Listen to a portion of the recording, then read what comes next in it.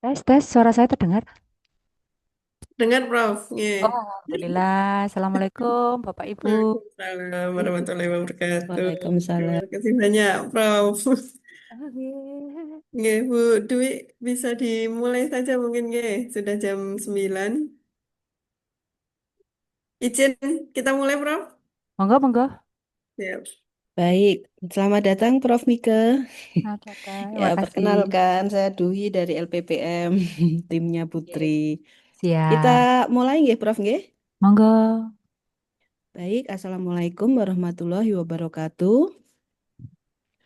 Selamat pagi dan salam sejahtera saya ucapkan kepada yang terhormat Profesor Dr. Mika Yuliana STMT selaku narasumber kita pada hari ini, kepada Ibu Dr. Bidan Tri Sunarsih SSTMK selaku Ketua LPPM Unjaya, dan kepada Bapak Ibu dosen sekalian yang berbahagia. Selamat datang di acara Ngobris kita hari ini yang kita majukan ya, biasanya di hari Jumat, kita majukan ke hari ini ya. Kamis tanggal 27 Agustus 2025 dengan topik untuk Ngobris kita hari ini adalah pengukuran dan penetapan tingkat kesiapteraan teknologi atau TKT dan penyusunan roadmap penelitian serta PKM bagi dosen. Nantinya untuk materi akan dibawakan oleh Ibu Profesor Dr. Mika Yuliana STMT dari Politeknik Elektronika Negeri Surabaya. Dan adapun rangkaian acara kita hari ini meliputi pembukaan, kemudian nanti penyampaian materi, diskusi, penyerahan sertifikat secara simbolis, dan penutupan serta foto bersama. Baik, untuk menyingkat acara, mari kita buka acara kita hari ini dengan membaca basmalah bersama-sama. Hmm. Bismillahirrahmanirrahim. Kemudian untuk acara yang kedua adalah sambutan dari Ketua LPPM Unjaya kepada Ibu Dr. Bidan Tri Sunarsih SSTMKes. Waktu dan tempat kami persilahkan. Monggo Putri. Baik, terima kasih, Bu Dwi. Bismillahirrahmanirrahim. Assalamualaikum warahmatullahi wabarakatuh. Selamat pagi dan salam sejahtera bagi kita semua. Tak lupa salam bahagia. Bahagia ya Bapak Ibu. Karena itu kunci kita bisa berpikir, berkreasi, beride, ya, termasuk ide penyusunan roadmap, penyempurnaan proposal begitu nggih.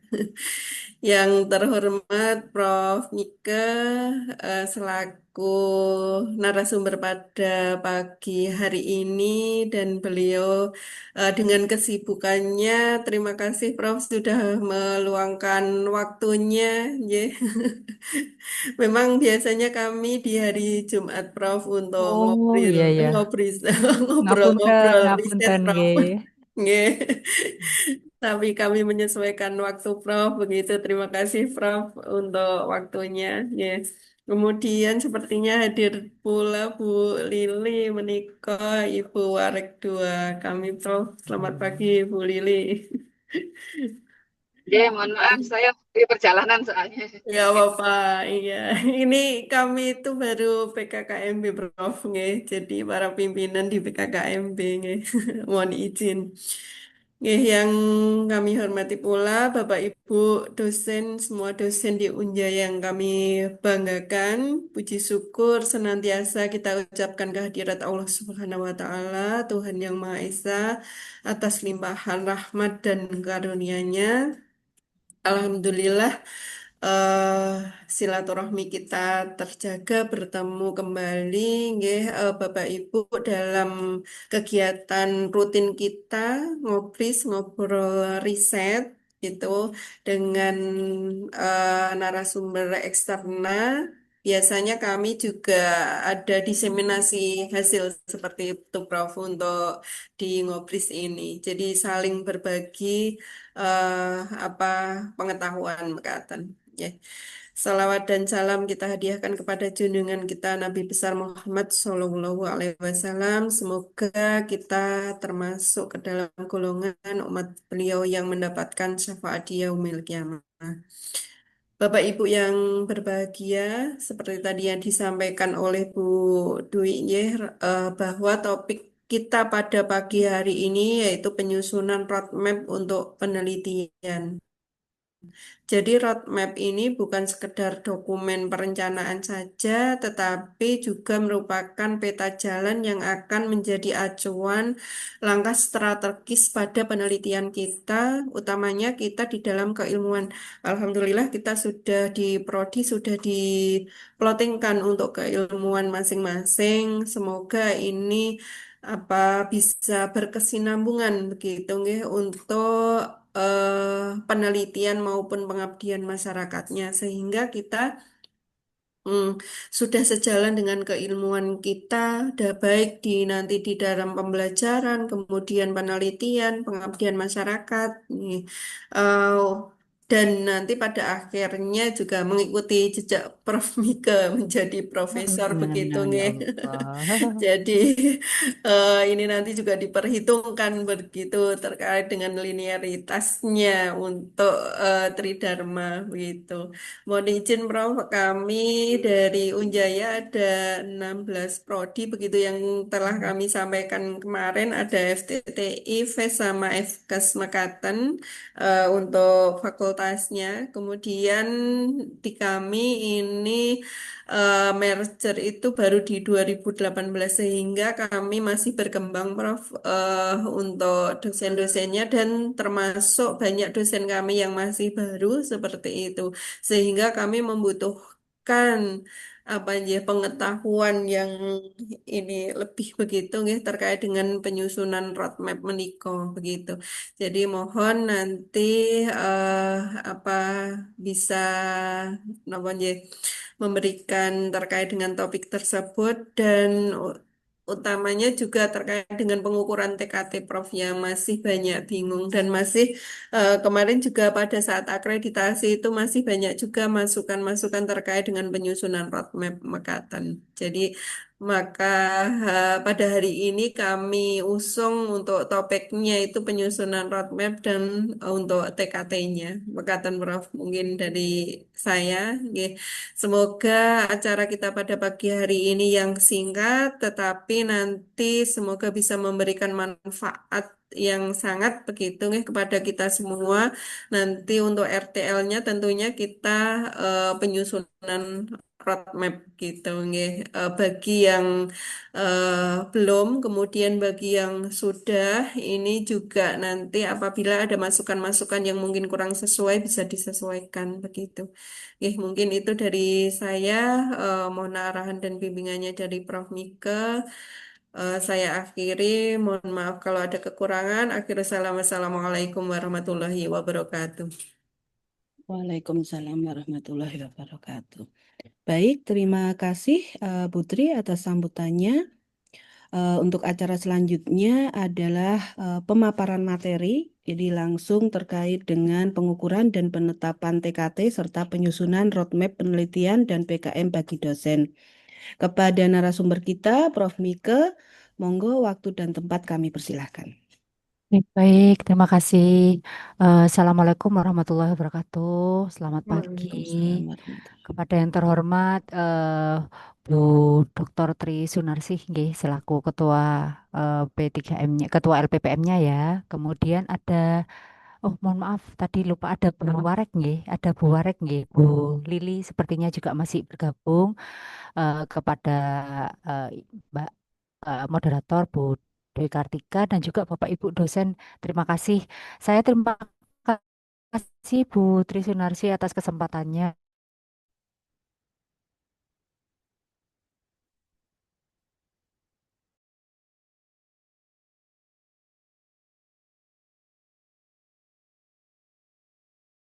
Gitu ya. Tapi ada juga dosen-dosen muda ya yang memang tetap perlu gitu ya mendapatkan informasi-informasi ini sehingga harapannya nanti bisa mengikuti jejak-jejak peneliti lain yang sudah terbiasa bermain di lokal maupun nasional gitu nggih.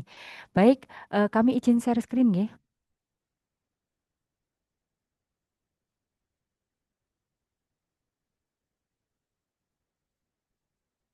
Apa sudah terlihat? Sampun, Sudah, Prof. Prof, sekarang. Oke, baik.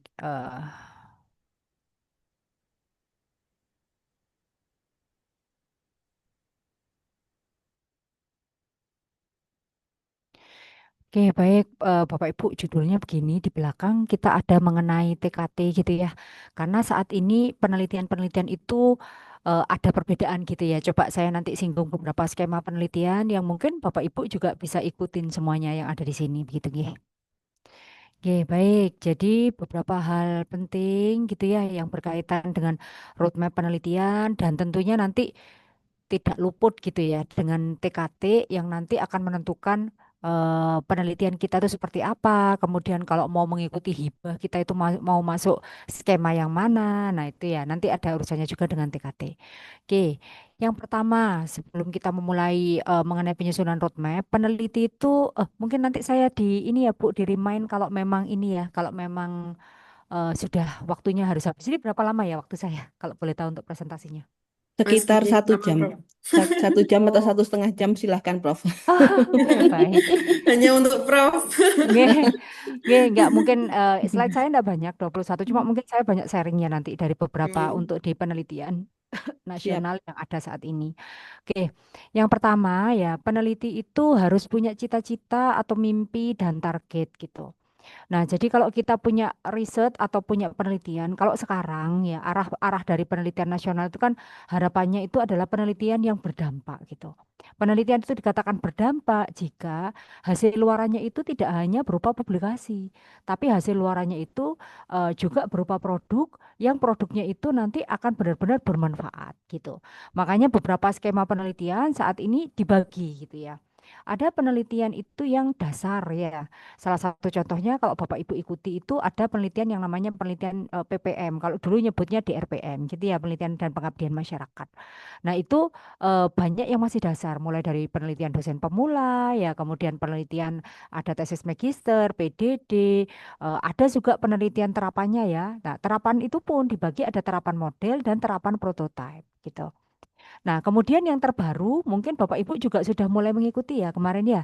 Ada yang dikeluarkan oleh Direktorat Hilirisasi dan Kemitraan. Nah, ada beberapa skema di situ. Ada dorongan teknologi, ada ajakan industri, kemudian ada sinergi. Jadi kalau sinergi itu kita bercandanya itu adalah MF Reborn. Jadi sebelumnya adalah MF atau dana padanan. Nah, cuma kalau untuk masuk di penelitian yang diberikan oleh hilirisasi dan kemitraan, maka TKT-nya itu startnya adalah TKT 6, landingnya di TKT 7 sampai dengan 9. Artinya bahwa harus ada produk di situ gitu loh. Karena memang targetnya itu dia sudah siap untuk dihilirkan gitu ya, siap untuk dihilirkan, kemudian siap untuk dimanfaatkan di masyarakat. Beda dengan penelitian PPM ya, yang kalau dia itu dasar TKT-nya itu 1 sampai dengan 3 gitu ya. Kemudian ada juga yang terapan TKT-nya 4 sampai dengan 6. Jadi boleh start di TKT 3, landingnya di TKT 4 sampai dengan TKT 6. Artinya apa? Bahwa saat ini kita nanti kita bisa lihat ya Bapak Ibu posisi TKT-nya itu berada di mana sih gitu. Penelitian atau penelitian yang sudah Bapak Ibu lakukan. Jadi kita harus punya mimpi gitu loh. Mimpi kita adalah kita menghasilkan sebuah produk yang nantinya bisa diimplementasikan di masyarakatnya. Nah, untuk mencapai mimpi, mendapatkan mimpi dan mencapai target ini ya harus ada beberapa langkah yang harus kita lakukan. Kemudian yang kedua, penelitian itu bukan asal gugur kewajiban ya. Jadi sektoral ya lingkupnya hanya ini apa sempit gitu ya dan sesaat. Contoh ada salah satu di tempat kami peneliti itu yang menyatakan bahwa kalau ingin lihat peneliti itu apa istilahnya benar-benar meneliti atau enggak gitu ya. Yang pertama bisa dilihat dari publikasinya. Itu kalau misalnya penelitiannya rata-rata di penelitian dasar ya, ada terapannya tapi dia juga menghasilkan publikasi. Cara yang kedua adalah dilihat adalah di laboratoriumnya. Laboratoriumnya itu banyak nggak produk-produk hasil penelitian yang dia lakukan. Jadi gampangannya kalau kampus itu ada akreditasi, ada visitasi, suruh datang ke labnya. Kalau dia penelitiannya banyak, kemudian produknya juga banyak di situ, maka penelitiannya itu bukan hanya gugur kewajiban, tapi memang penelitiannya itu sudah banyak yang dihasilkan. Nah, PR selanjutnya itu adalah bagaimana produk yang dihasilkan itu bisa dimanfaatkan oleh masyarakat dan bisa juga dihilirkan atau istilahnya bisa dilirik oleh industri gitu. Walaupun itu nggak gampang ya, dan itu tidak hanya berlaku di ini ya, banyak semuanya bahkan sekelas universitas yang besar pun itu juga menjadi PR. Begitu Bapak Ibu. Kemudian berikutnya peta jalan itu bukan sekedar alur penelitian. Jadi peneliti itu ada yang kalau sekedar alur penelitian tuh misalnya mau mengajukan penelitian A, peta jalannya A gitu. Mengajukan penelitian B, peta jalannya B. Jadi peta jalannya bisa variatif. Nah, usahakan peta jalan itu kalau kita memang benar-benar punya target, peta jalan tuh on the track Bapak Ibu. Karena peta jalan itu supaya bisa menghasilkan produk itu melalui perjalanan yang panjang. Jadi tidak hanya sekedar berubah setiap tahunnya gitu. Kemudian selalu mengupdate rekam jejak penelitian karena kita tahu bahwa penelitian itu ada trennya gitu ya dan selalu berubah. Nah, mengupdate tapi harusnya masih masuk di dalam rekam jejak penelitian kita. Kemudian yang berikutnya Bapak Ibu pentingnya mahasiswa. Jadi ibaratnya kalau Bapak Ibu gampangannya ya kalau Bapak Ibu ingin meraih apa namanya fungsional tertinggi gitu ya. Paling gampang itu adalah kita menjalin kerjasama yang baik dengan mahasiswa-mahasiswa kita. Kalau Bapak Ibu punya banyak mahasiswa bimbingan gitu ya, punya mahasiswa bimbingan, maka kita akan berkolaborasi Bapak Ibu untuk mewujudkan mimpi dan target. Nah, jadi Bapak Ibu bisa mengikuti skema pendanaan A, B, C. Nah, kalau kita tidak punya pasukan, kita bekerja sendiri, wah berat Bapak Ibu. Nah, tapi kalau kita punya pasukan dalam hal ini adalah mahasiswa, kemudian grup riset, ya mungkin harapan saya sih mestinya ada RG-RG ya Bu ya, ada grup riset ataupun pusat riset gitu di semua universitas. Nah, itu kalau grup riset berarti kan kita punya beberapa dosen yang memiliki bidang keilmuan yang sama, kemudian kita mengajukan hibah. Nanti ketuanya Bapak A, ketuanya Bapak B. Kalau kita benar-benar on the track ya dalam satu laboratorium, misalnya laboratorium itu akan benar-benar hidup. Mahasiswanya banyak kan gitu ya. Kemudian dosen-dosennya banyak mendapatkan hibah. Dan tentunya diharapkan nantinya semakin tinggi atau semakin luas dampaknya, harusnya penelitian itu tidak dilakukan oleh dosen-dosen yang memiliki keilmuan yang sama saja. Tapi pasti harusnya sudah multidisiplin. Multidisiplin itu contohnya penelitian di bidang pertanian. Bapak Ibu mengusulkan di bidang produknya. AI untuk mendeteksi. Nah, kalau di awal-awal mungkin tentang AI-nya boleh dalam bidang ilmu yang sama. Tapi kalau nanti sampai dengan dimanfaatkan di masyarakat, harusnya melibatnya pihak pertanian. Ada dosen-dosen di pertanian. Jadi multidisiplin supaya benar-benar bisa dimanfaatkan. Dan tentunya nanti juga ada kerjasama. Kerjasamanya di sini adalah kerjasama dengan industri. Jadi kerjasama ini bisa dengan yang sifatnya komersial, bisa juga yang non komersial. Jadi kalau komersial, maka Bapak Ibu nanti harapannya adalah bekerjasama dengan industri yang akan membantu bersama-sama mengembangkan produk Bapak Ibu dan juga berfungsi sebagai take over ya. Jadi akan mengambil kemudian menjual sehingga nanti muncul di e-katalog untuk dijual gitu ya Bapak Ibu ya. Atau boleh juga yang non komersial. Kalau non komersial itu produknya sudah ada, tinggal dihilirkan atau dimanfaatkan di masyarakat dengan melalui pengabdian masyarakat misalnya. Kemudian berikutnya menyadari pentingnya roadmap penelitian gitu Bapak Ibu. Roadmap atau peta jalan itu apa ya? Jadi ini adalah rencana kerja rinci Bapak Ibu yang menggambarkan apa yang harus dilakukan untuk mencapai tujuan. Jadi pada intinya di dalam roadmap penelitian itu Bapak Ibu, kalau buat roadmap itu ibaratnya ada 3 milestone Bapak Ibu yang utama. Milestone pertama itu adalah keadaan sebelum. Artinya misalnya yang paling gampang Bapak Ibu kan kalau buat roadmap itu pentingnya kan kalau untuk saat ini yang paling kelihatan itu adalah pada waktu menyusun penelitian gitu ya. Penelitiannya dilakukan dalam 2 tahun. Nah, berarti Bapak Ibu eh, tahun yang kita ajukan itu 2025 dan 2025 dan 2026 misalnya mengajukannya Bapak Ibu itu adalah sebagai baseline apa sebagai baseline kita. Bisa dianggap ini adalah penelitian yang akan kita lakukan di tahun 2025 dan 2026 misalnya. Kemudian ada keadaan sebelum.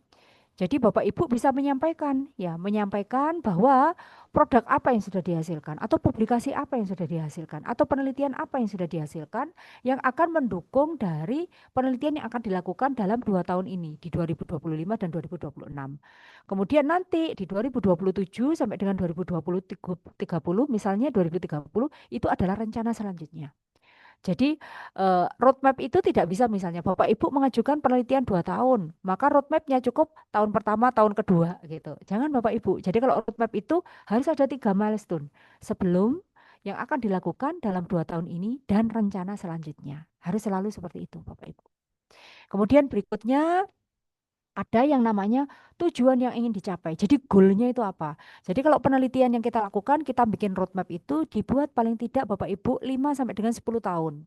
Jadi kalau penelitian kita pribadi itu dibuat dalam 10 tahun paling gampangannya. Jadi ada sebelum 2 tahun, kemudian sisanya itu selanjutnya. Jadi total ada kurang lebih 10 tahun. Nah, kalau ada penelitian kan biasanya nyatakan tuliskan penelitian dalam 5 tahun terakhir. Bapak Ibu bisa membuatnya. Misalnya kalau diakali disuruh 5 tahun terakhir, maka dibuat misalnya 2 tahun ya 2025 2026 gitu ya Bapak Ibu ya. Kemudian yang sebelumnya itu sebelum 2024. Berarti sebelum sampai dengan 2024. Berarti kan itu sudah banyak tahun gitu Bapak Ibu. Kemudian ada lagi yang di tahun-tahun sebelumnya. Jadi ada sebelum, saat ini dan rencana selanjutnya.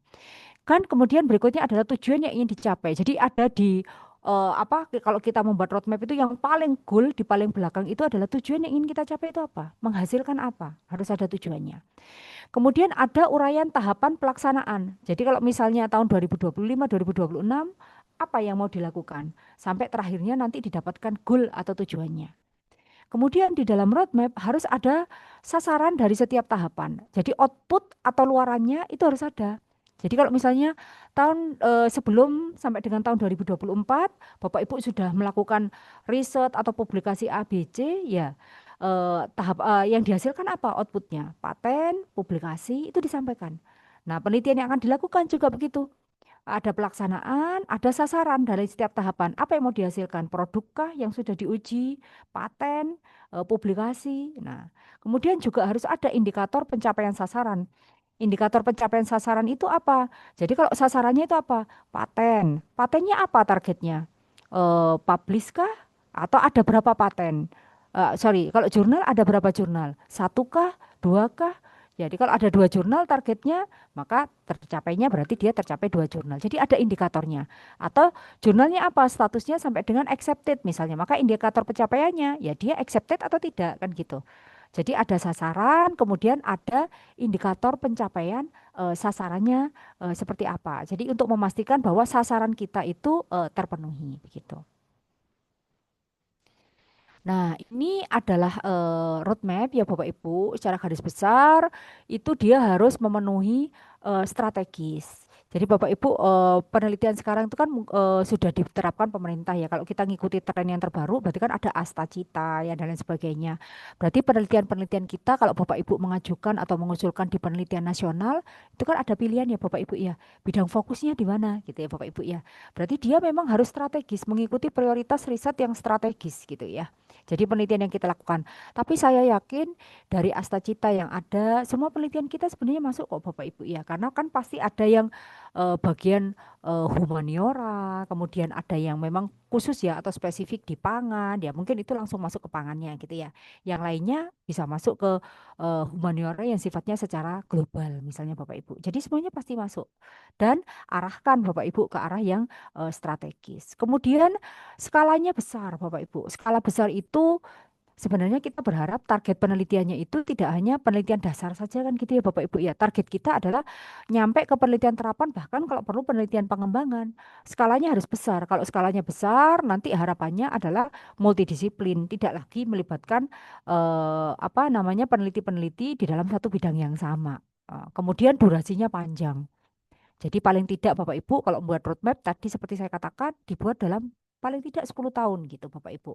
10 tahun kalau misalnya dia itu ada roadmap dari riset group misalnya dibuat aja 15 tahun. Kalau misalnya dia itu riset institusi harusnya ada 20 tahun ya. Cuma atau riset nasional biasanya kan memang panjang ya Bapak Ibu ya yang sampai dengan 2045 RIRN dan lain sebagainya. Jadi mereka tidak hanya 10 tahun tapi dalam jangka waktu yang panjang gitu.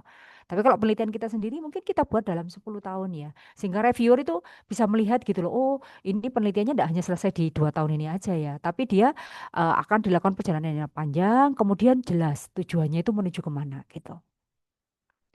Kemudian jadi di dalam roadmap itu ada beberapa yang harus kita lihat. Jadi dia harus ada gambaran yang jelas gitu ya tentang status kegiatannya itu seperti apa gitu ya.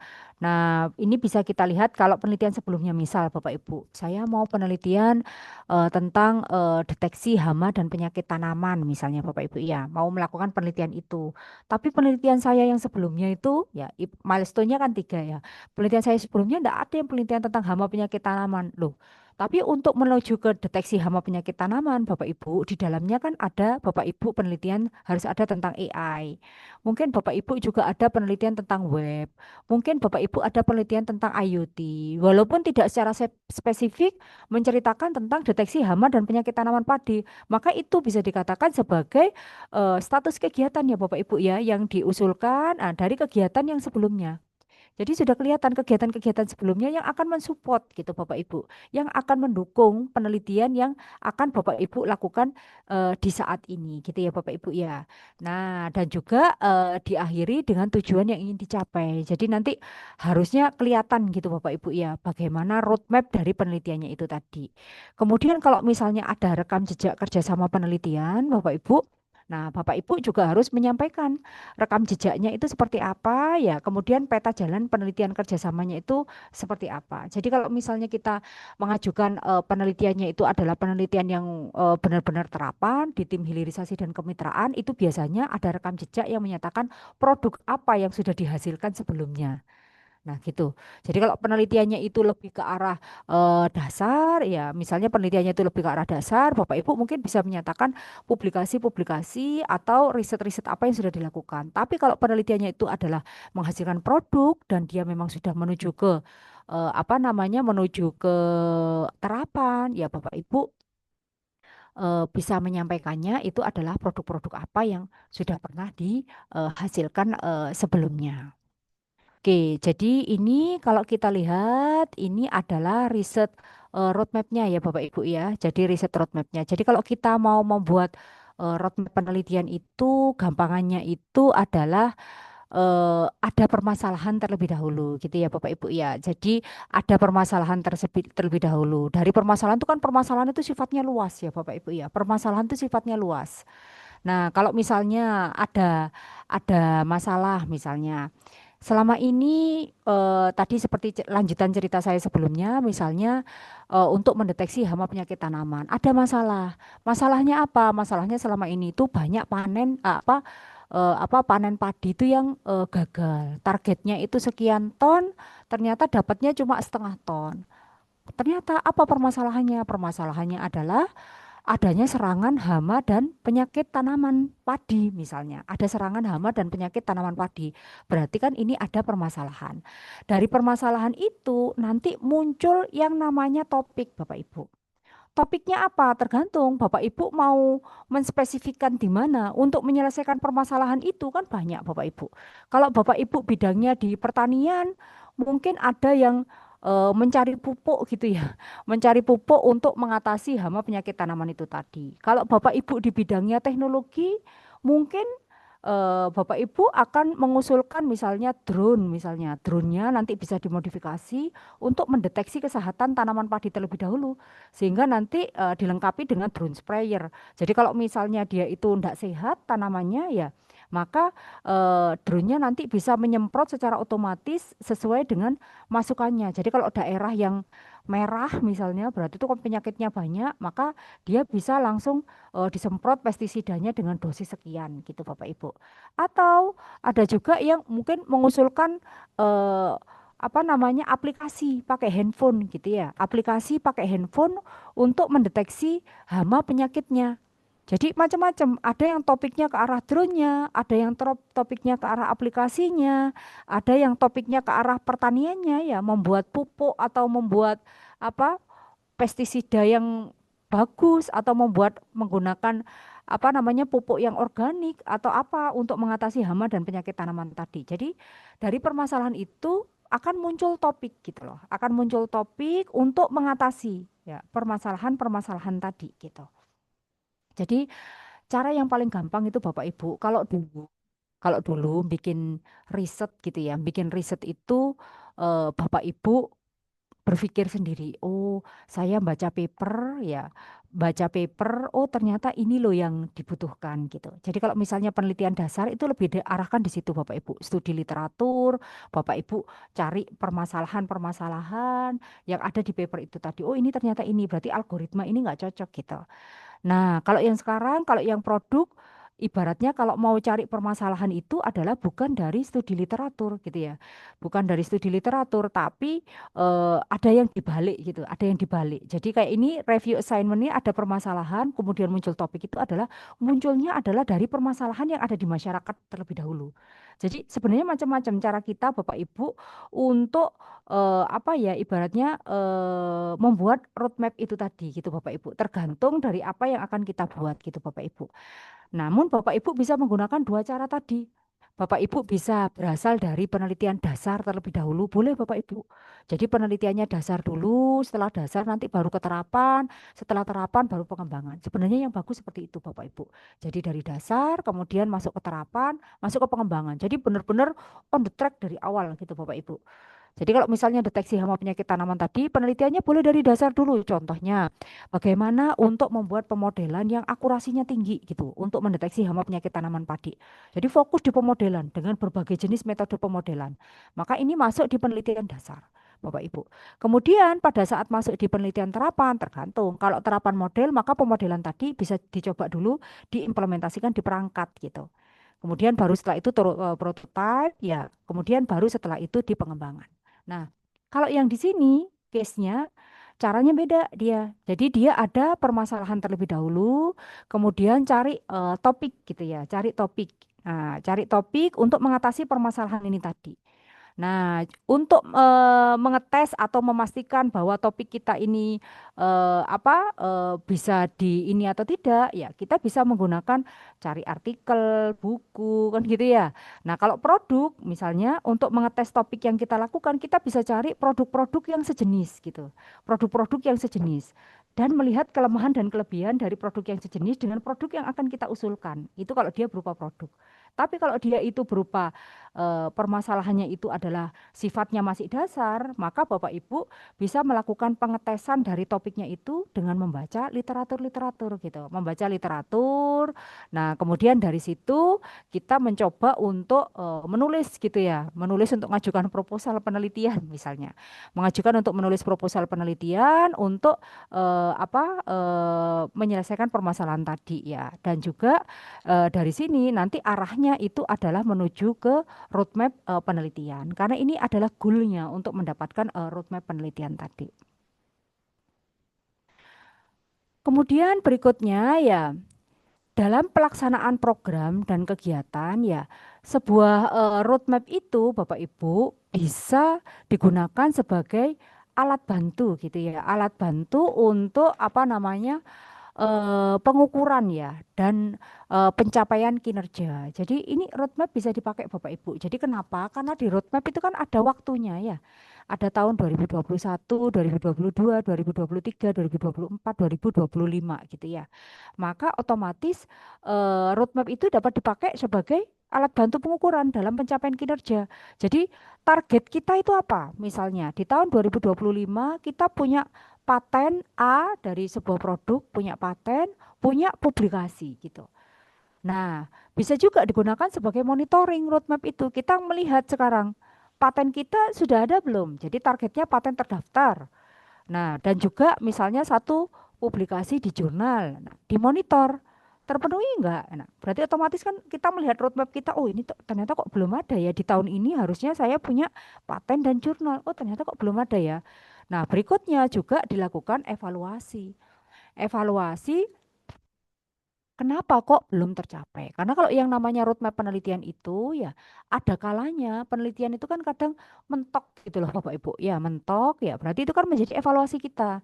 Mentoknya itu kenapa? Nah misalnya tren teknologinya sudah tidak ke arah itu atau bagaimana. Nah berarti itu kan menjadi evaluasi kita untuk adjustable atau penyempurnaan dari roadmap yang telah kita buat gitu Bapak Ibu. Tapi tentunya tetap harus ada benang merahnya.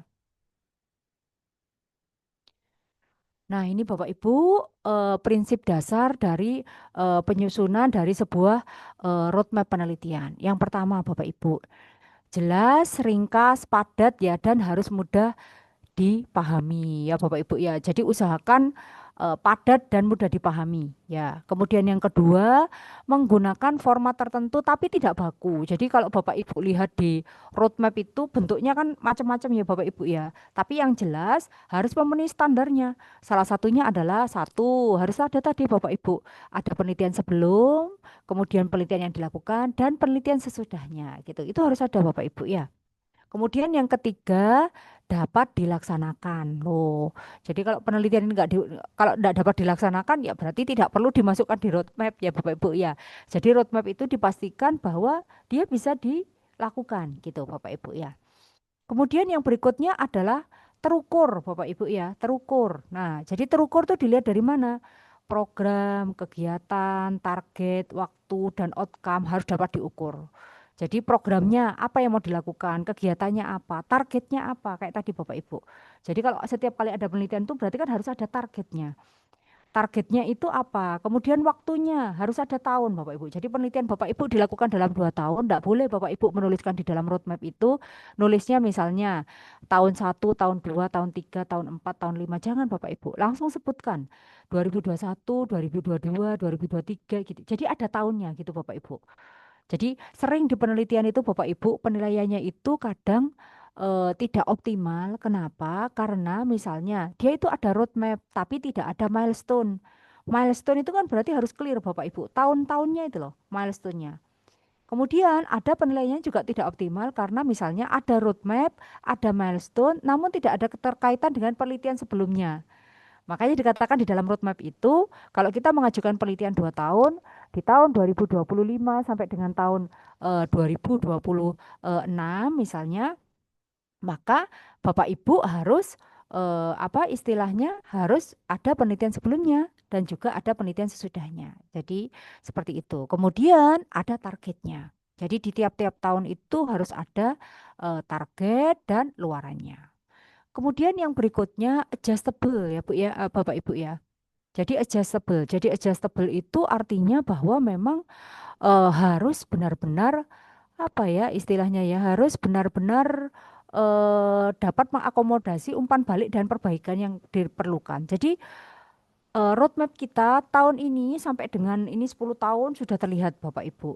Tetapi di dalam perjalanannya, seperti kita katakan tadi yang namanya penelitian ya Bapak Ibu ya. Penelitian itu kan sebenarnya hipotesa kita kan gitu ya. Tetapi di dalam perjalanannya ada kalanya tidak terpenuhi gitu ya. Ada kalanya tidak terpenuhi. Maka roadmap itu boleh di-adjust Bapak Ibu. Tapi kan sebenarnya tujuannya kan tetap ya Bapak Ibu ya. Jadi misalnya kita mengusulkannya pakai metode A. Di sini terlihat pakai metode A. Tapi dalam perjalanannya itu tidak terpenuhi. Nah, Bapak Ibu boleh kan pakai metode yang lain atau perangkat yang lain. Tapi kan tujuannya atau goalnya sama, gitu Bapak Ibu. Nah, tapi arahnya ininya juga masih tetap sama, gitu Bapak Ibu. Kemudian berikutnya roadmap itu harus rinci Bapak Ibu ya. Jadi harus merupakan rincian dari pelaksanaan kegiatan dan hasil yang diharapkan dari kegiatan tersebut itu harus ada. Jadi harus clear Bapak Ibu ya bentuk dari roadmapnya ini apa saja pelaksanaan kegiatan yang akan dilakukan untuk mencapai tujuan tersebut gitu.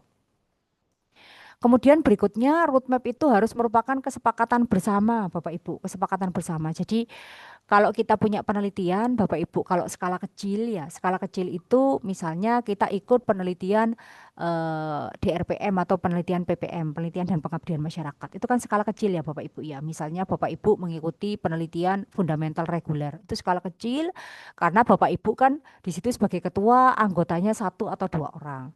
Tetapi seharusnya Bapak Ibu roadmap itu kesepakatan bersama Bapak Ibu. Jadi walaupun Bapak Ibu sebagai ketua gitu ya, sebagai ketua, tapi Bapak Ibu harus juga melibatkan anggota. Karena nanti kalau anggotanya nanti juga mengajukan penelitian, ya, maka apa yang Bapak Ibu lakukan itu kan nanti juga akan dimasukkan ke dalam roadmap penelitian dari anggota Bapak Ibu itu tadi. Sehingga harusnya itu adalah berupa tanggung jawab bersama.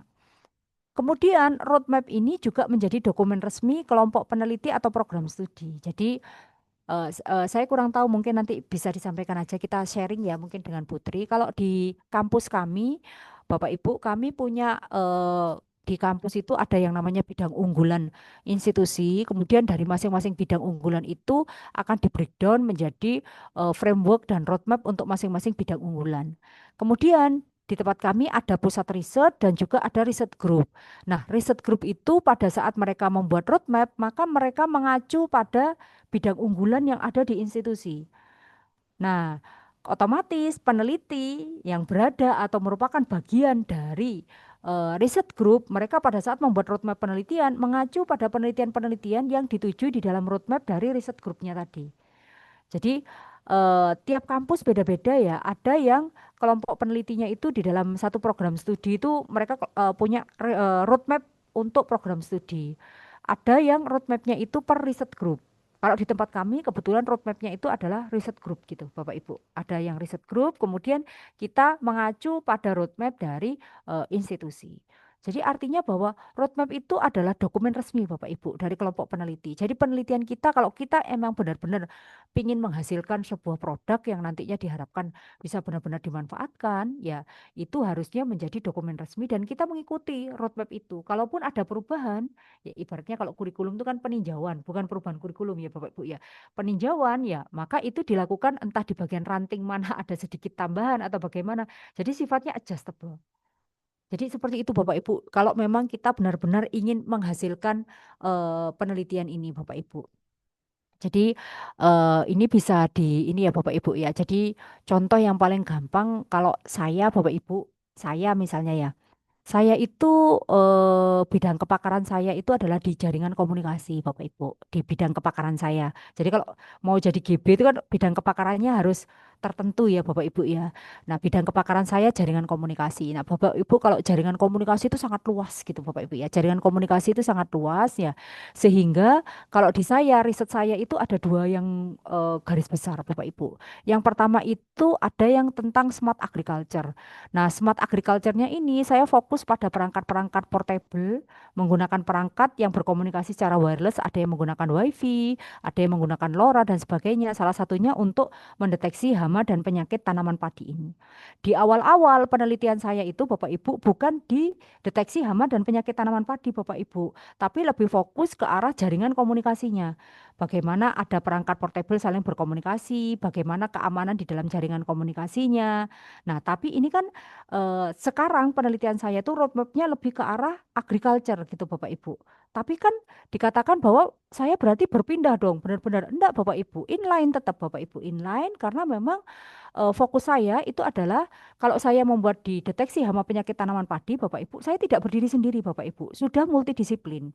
Jadi kalau multidisiplin ada orang pertaniannya sendiri kalau saya mengajukan penelitian, kemudian ada orang yang fokusnya di informatikanya, fokus di AI-nya, Bapak Ibu. Kemudian saya di fokus komunikasi, di jaringan komunikasi untuk menghubungkan antar perangkat portable-nya, komunikasi antar drone-nya. Nah, itu di saya Bapak Ibu. Artinya bahwa sebenarnya Bapak Ibu, selama kita tidak keluar dari bidang keilmuan kita, seharusnya roadmap kita itu inline Bapak Ibu. Jadi tidak perlu khawatir bahwa, oh ini benar-benar berbeda. Nggak perlu terlalu kaku Bapak Ibu. Nah, kemudian untuk implementasinya Bapak Ibu, untuk implementasinya jangan khawatir. Contoh kayak punya saya. Sekarang saya fokus di smart agriculture yang mendasari adalah jaringan komunikasi antar perangkat, jaringan komunikasi antara drone dengan perangkat portable-nya. Nah, ini implementasinya juga bisa dipakai di jalan tol sebenarnya. Jadi bisa masuk di intelligent transportation system. Perangkatnya sama Bapak Ibu, bisa menggunakan drone yang drone-nya sebelumnya dipakai untuk mendeteksi kesehatan tanaman padi, sekarang drone-nya bisa dipakai untuk mendeteksi kemacetan jalan. Jadi jalan itu kan kelihatan Bapak Ibu perangkatnya banyak. Nah, sama-sama drone. Ada komunikasinya, artinya implementasinya bisa banyak begitu Bapak Ibu. Tapi dasarnya tetap sama Bapak Ibu, yaitu eh, di jaringan komunikasinya tadi. Nah, gitu Bapak Ibu. Jadi tidak perlu khawatir bahwa wah ini harus kaku ini, roadmapnya harus begini. Enggak Bapak Ibu. Jadi kita punya payung penelitian besar ya. Dari payung penelitian itu bisa di breakdown menjadi roadmap yang mengikuti dari payung penelitian besar tadi. Gitu Bapak Ibu. Ya, jadi tidak perlu khawatir ya Bapak Ibu untuk menyusun roadmap sebagai bagian dari track record penelitian kita. Nah, ini Bapak Ibu, coba nanti bisa kita lihat ya Bapak Ibu ya. Jadi penyusunan roadmap penelitian Bapak Ibu sesuaikan dengan bidang, saya izin minum sebentar ya Bapak Ibu.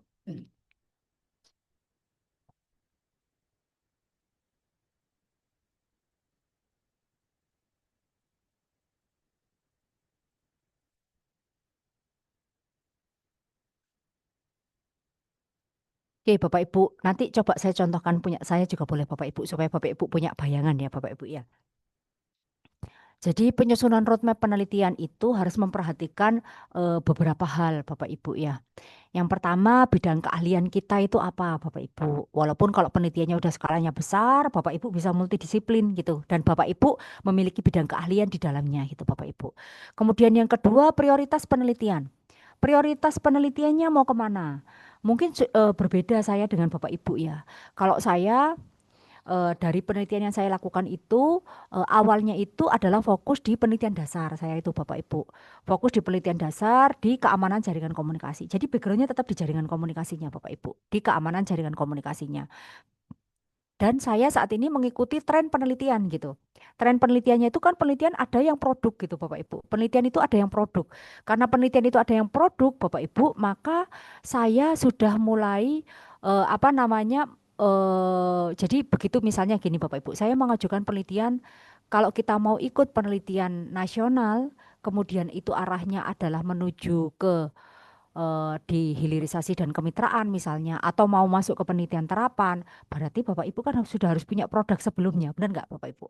Sudah harus punya produk sebelumnya yang TKT-nya itu paling tidak berada di TKT minimal TKT 4 gitu Bapak Ibu.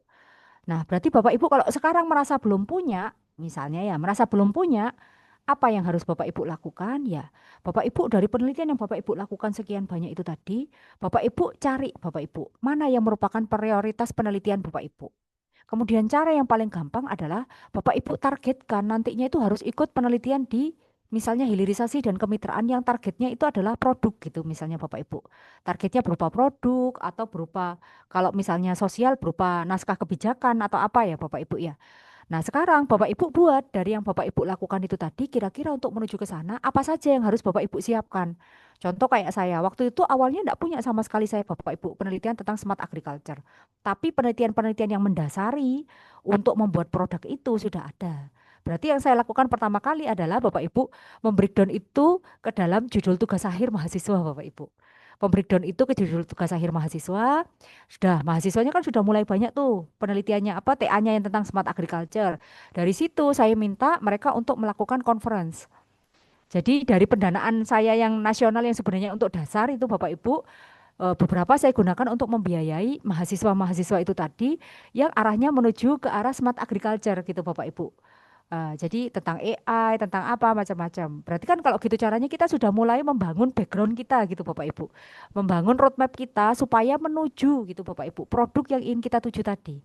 Jadi kalau saat ini Bapak Ibu berada di posisi dasar, berarti Bapak Ibu mulai gitu Bapak Ibu mulai eh, targetnya Bapak Ibu itu yang apa gitu Bapak Ibu. Nah, itu mulai dibangun gitu Bapak Ibu.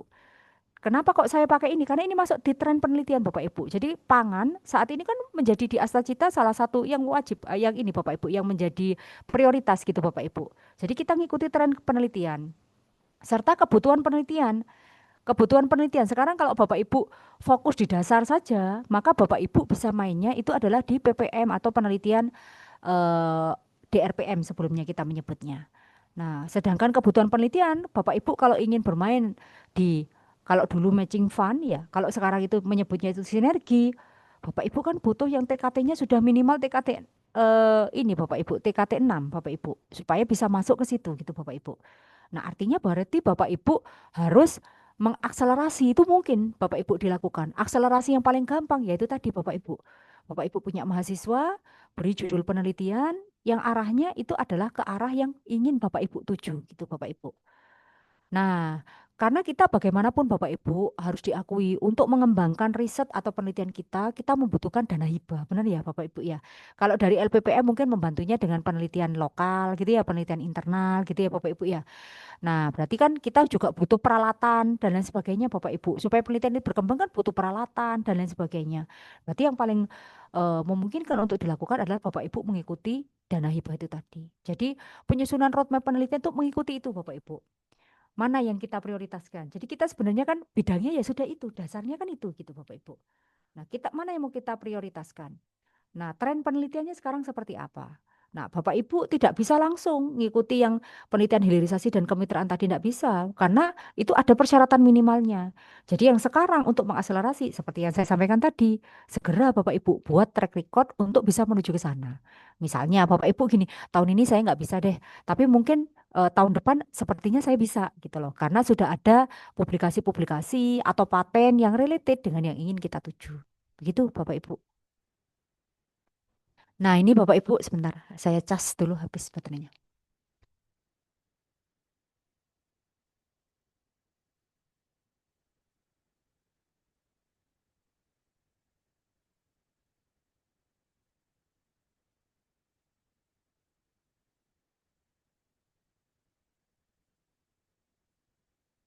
Nah, ini Bapak Ibu, jadi ini kalau kita lihat Bapak Ibu ya, jadi ini adalah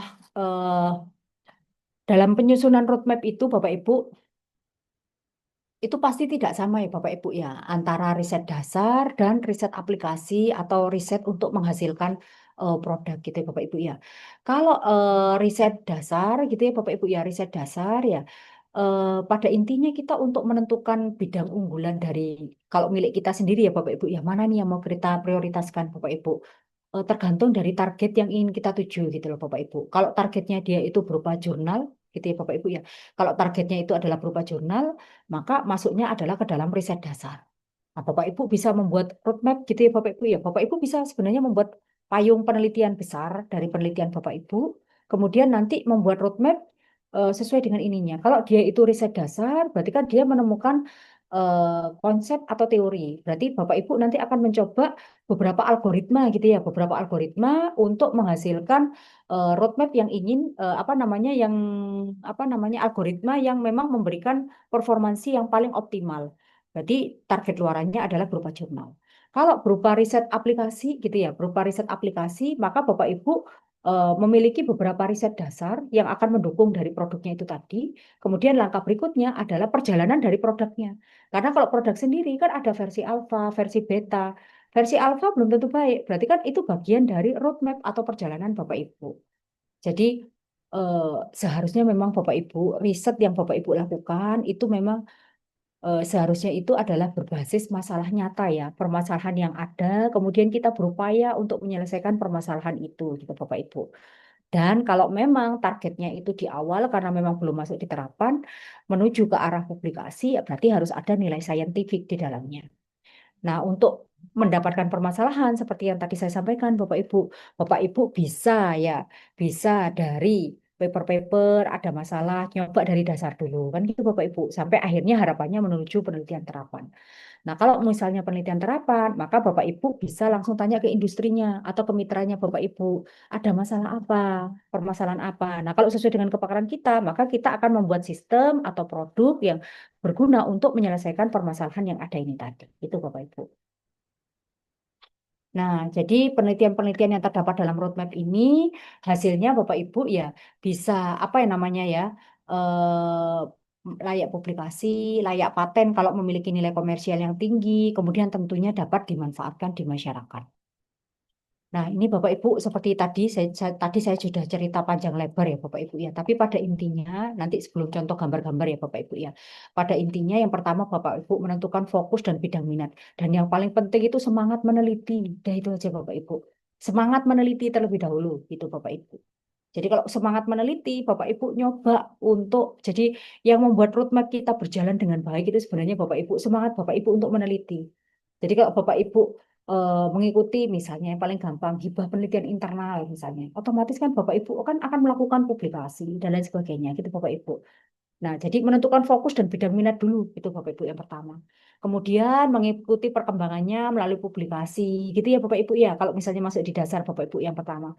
Menyiapkan topik ya yang terkait dengan ini tadi. Menawarkan topik itu ke mahasiswa dan rekan untuk dibahas. Jadi yang paling gampang itu adalah melibatkan mahasiswa. Bapak Ibu udah punya payung penelitian dulu, ada permasalahan, diberikan ke mahasiswanya, diberikan ke mahasiswanya, dikerjakan dulu dalam tugas akhir, mungkin 1 tahun, 2 tahun, fokus di tugas akhir tersebut, gitu Bapak Ibu ya. Nah, kemudian ini akan menjadi kerangka penelitian. Setelah itu jadi proposal diajukan ke donatur. Donatur itu maksudnya ajukan ke dana hibah Bapak Ibu.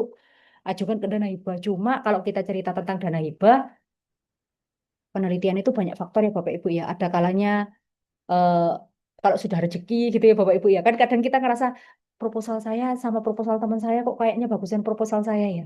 Tapi kok yang lolos kok punya teman saya gitu ya. Ada faktor rezeki juga ya Bapak Ibu ya. Jadi kalau mendapatkan pendanaan, usahakan Bapak Ibu mengoptimalkan benar-benar dari pendanaan itu tadi untuk menghasilkan luaran-luaran Bapak Ibu, menghasilkan luaran. Ibaratnya kalau kita itu menghasilkan luaran, baik itu publikasi, baik itu paten ataupun produk, maka penelitian kita itu akan berkesinambungan gitu Bapak Ibu. Jadi kalau Bapak Ibu penelitian ini hanya menghasilkan ya wis yang penting ini targetnya cuma paten aja ya sudah yang lainnya nggak usah publikasi atau apa. Nah, uangnya tidak benar-benar dioptimalkan untuk penelitian, maka penelitiannya biasanya akan susah untuk berkembang Bapak Ibu. Jadi kalau Bapak Ibu nanti sudah banyak luarannya, itu akan menjadi track record Bapak Ibu. Dari track record itu akan mempermudah Bapak Ibu untuk mengajukan pendanaan hibah yang lebih besar lagi gitu Bapak Ibu. Karena kalau pendanaan hibah yang besar, Bapak Ibu kan harus punya track record. Kalau enggak, Bapak Ibu nggak bisa mengajukan pendanaan hibah yang besar itu tadi. Kemudian berikutnya, kalau kita tidak lolos seperti tadi Bapak Ibu, karena guyonannya kan sudah tertulis di Lahul Mahfuz ya, kita lolos atau tidaknya. Nah, kalau enggak, Bapak Ibu bekerja sendiri tanpa dukungan penuh dari apa namanya dari pemberi hibah, misalnya kementerian. Nanti hibahnya dari Putri Sunarsi, nanti kita pada Putri Sunarsi melalui hibah internal Bapak Ibu. Atau kalau enggak, mestinya kan dari LPPM kan ada ya pendanaan untuk publikasi, mestinya lah ya, pendanaan publikasi dan lain sebagainya bisa dibantu dari LPPM. Nah, itu yang saya berikan semangat untuk dosen-dosen muda biasanya, ayo dibantu oleh ini dulu, oleh LPPM dulu gitu ya misalnya. Kemudian mulailah konsisten meneliti bidang tersebut. Jadi kalau saran saya Bapak Ibu supaya bisa benar-benar ini, karena dosen itu beda-beda ya Bapak Ibu ya. Ada yang sukanya main di dasar, kemudian luaran publikasinya banyak banget gitu Bapak Ibu. Ada yang seperti itu. Ada yang nggak suka bikin publikasi, tapi dia punya produk banyak gitu. Otomatis patennya kan juga banyak gitu Bapak Ibu.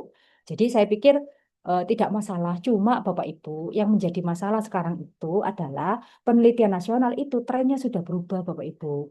Jadi kalau sebelumnya penelitian PPM Penelitian PPM bisa diikuti oleh siapapun, tapi Bapak Ibu kan tahu sendiri, pesertanya 50.000, yang keterima hanya 13.000, sekian puluh ribu lainnya nggak keterima. Nah, mungkin yang lebih mudah, lebih longgar, karena memang TKT-nya sudah rada tinggi, itu adalah penelitian di hilirisasi dan kemitraan, Bapak Ibu. Cuma yang menjadi masalah, TKT-nya minimal TKT 6, gitu ya Bapak Ibu, ya, untuk masuk ke TKT yang ada di sini, gitu Bapak Ibu. Berarti mau tidak mau persyaratan yang sebelumnya tadi ada dosen yang senangnya nulis publikasi aja, jurnalnya banyak. Ada dosen yang produk aja. Nah, masalahnya syarat minimalnya sekarang itu adalah punya publikasi dan punya paten atau punya KI gitu Bapak Ibu. Berarti kan dua-duanya harus terpenuhi. Jadi mau tidak mau kita sebagai dosen kita berharap ada pengembangan gitu ya dari roadmap yang kita buat. Berarti secara otomatis kita sudah mulai harus konsisten untuk meneliti bidang tersebut. Jadi kita misalnya main dari dasar dulu, nggak apa-apa Bapak Ibu, fokus konsisten di bidang itu sampai dengan mendapatkan penelitian dasar misalnya. Hibah penelitian dasar. Kalau sudah, dananya bisa dikelola lagi Bapak Ibu, menghasilkan jurnal dan juga mulai membeli alat atau kalau misalnya yang bidang sosial mulai berkolaborasi dengan lintas ilmu yang lain supaya bisa menghasilkan sistem atau apa sehingga bisa masuk ke dalam pendanaan hibah yang lebih besar. Itu Bapak Ibu, ini untuk pengembangan kepakaran atau track record Bapak Ibu. Benar-benar kita bisa memanfaatkan mahasiswa Bapak Ibu. Dimulai dari tugas akhir.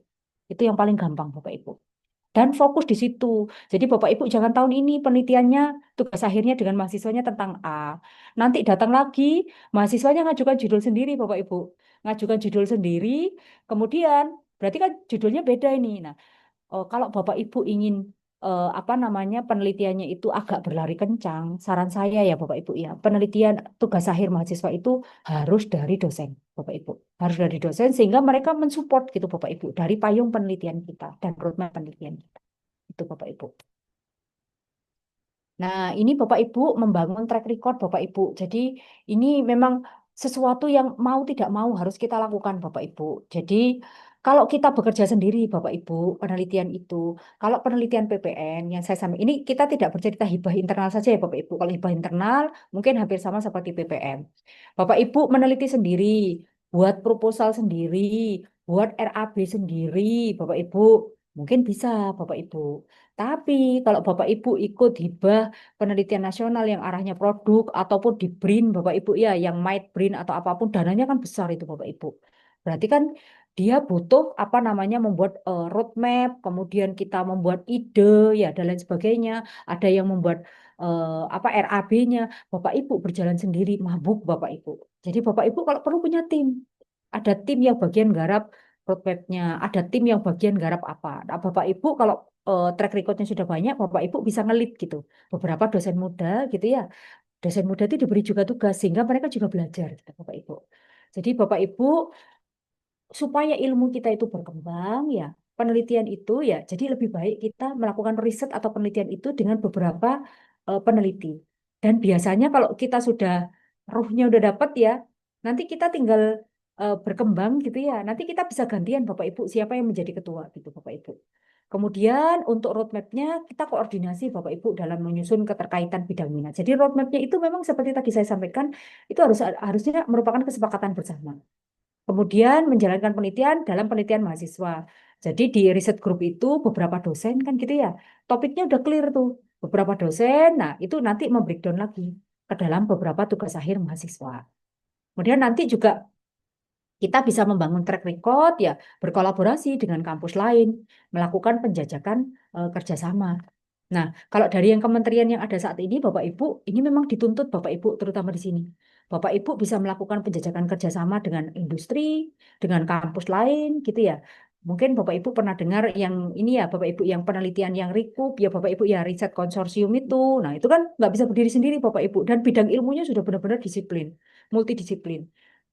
Kemudian kalau Bapak Ibu ikut sinergi, nah itu kan berarti memang kita harus bekerja sama, bisa jadi dengan kampus yang lain dan juga dengan industri, gitu Bapak Ibu.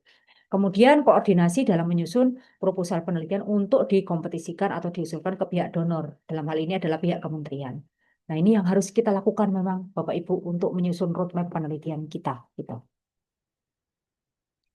Nah, ini adalah contoh dari roadmap penelitian dosen. Mungkin nanti saya tunjukkan punya saya juga ya, yang saya ajukan di penelitian fundamental sebelumnya.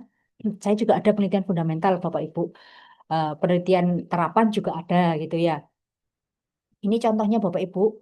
Jadi di sini harus disebutkan Bapak Ibu ya tahun keberapa. Jadi biasanya terdiri dari 3 milestone seperti ini Bapak Ibu. Ada 3 milestone. Jadi yang sudah terlaksana, artinya penelitian sebelumnya. Ongoing, artinya yang sedang kita usulkan. Kemudian rencana ke depannya seperti apa. Nah, di dalam tahapan, di dalam ini harus jelas Bapak Ibu ya. Jadi topiknya apa? Apa yang mau ditargetkan. Kemudian berikutnya adalah capaian penelitiannya, tujuannya apa saja tahapan yang dilakukan ya. Kemudian luaran yang dihasilkan itu seperti apa. Gitu ya Bapak Ibu ya. Jadi selalu ada seperti ini Bapak Ibu, sudah terlaksana, ongoing, rencana ke depan, dan lain sebagainya. Kemudian berikutnya Bapak Ibu, nah ada RIP atau nanti beberapa contoh yang lain nanti saya tunjukkan di belakang.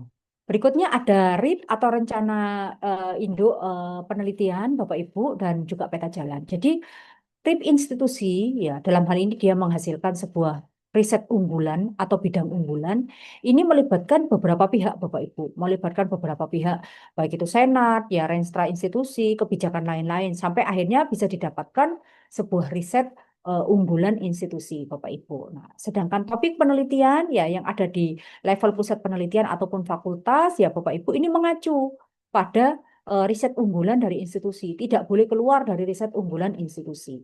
Jadi seharusnya memang riset unggulan institusi itu harus mampu mengayomi semua penelitian dosen. Tidak boleh ada dosen yang protes terus ngomong, kok penelitian saya nggak ada bidang unggulannya ya, nggak ada payungnya ya. Nggak mungkin Bapak Ibu. Pasti ada payungnya gitu Bapak Ibu. Jadi memang riset unggulan institusi ini dia melibatkan banyak pihak ya dan memang harus benar-benar memayungi topik penelitian ini Bapak Ibu. Nah, ini contoh di tempat kami, Bapak Ibu, ini adalah bidang unggulan di tempat kami, ya, Bapak Ibu. Kebetulan kami semuanya di teknologi, Bapak Ibu. Kami belum ada yang sosial, kebetulan yang di PENS ini, Bapak Ibu.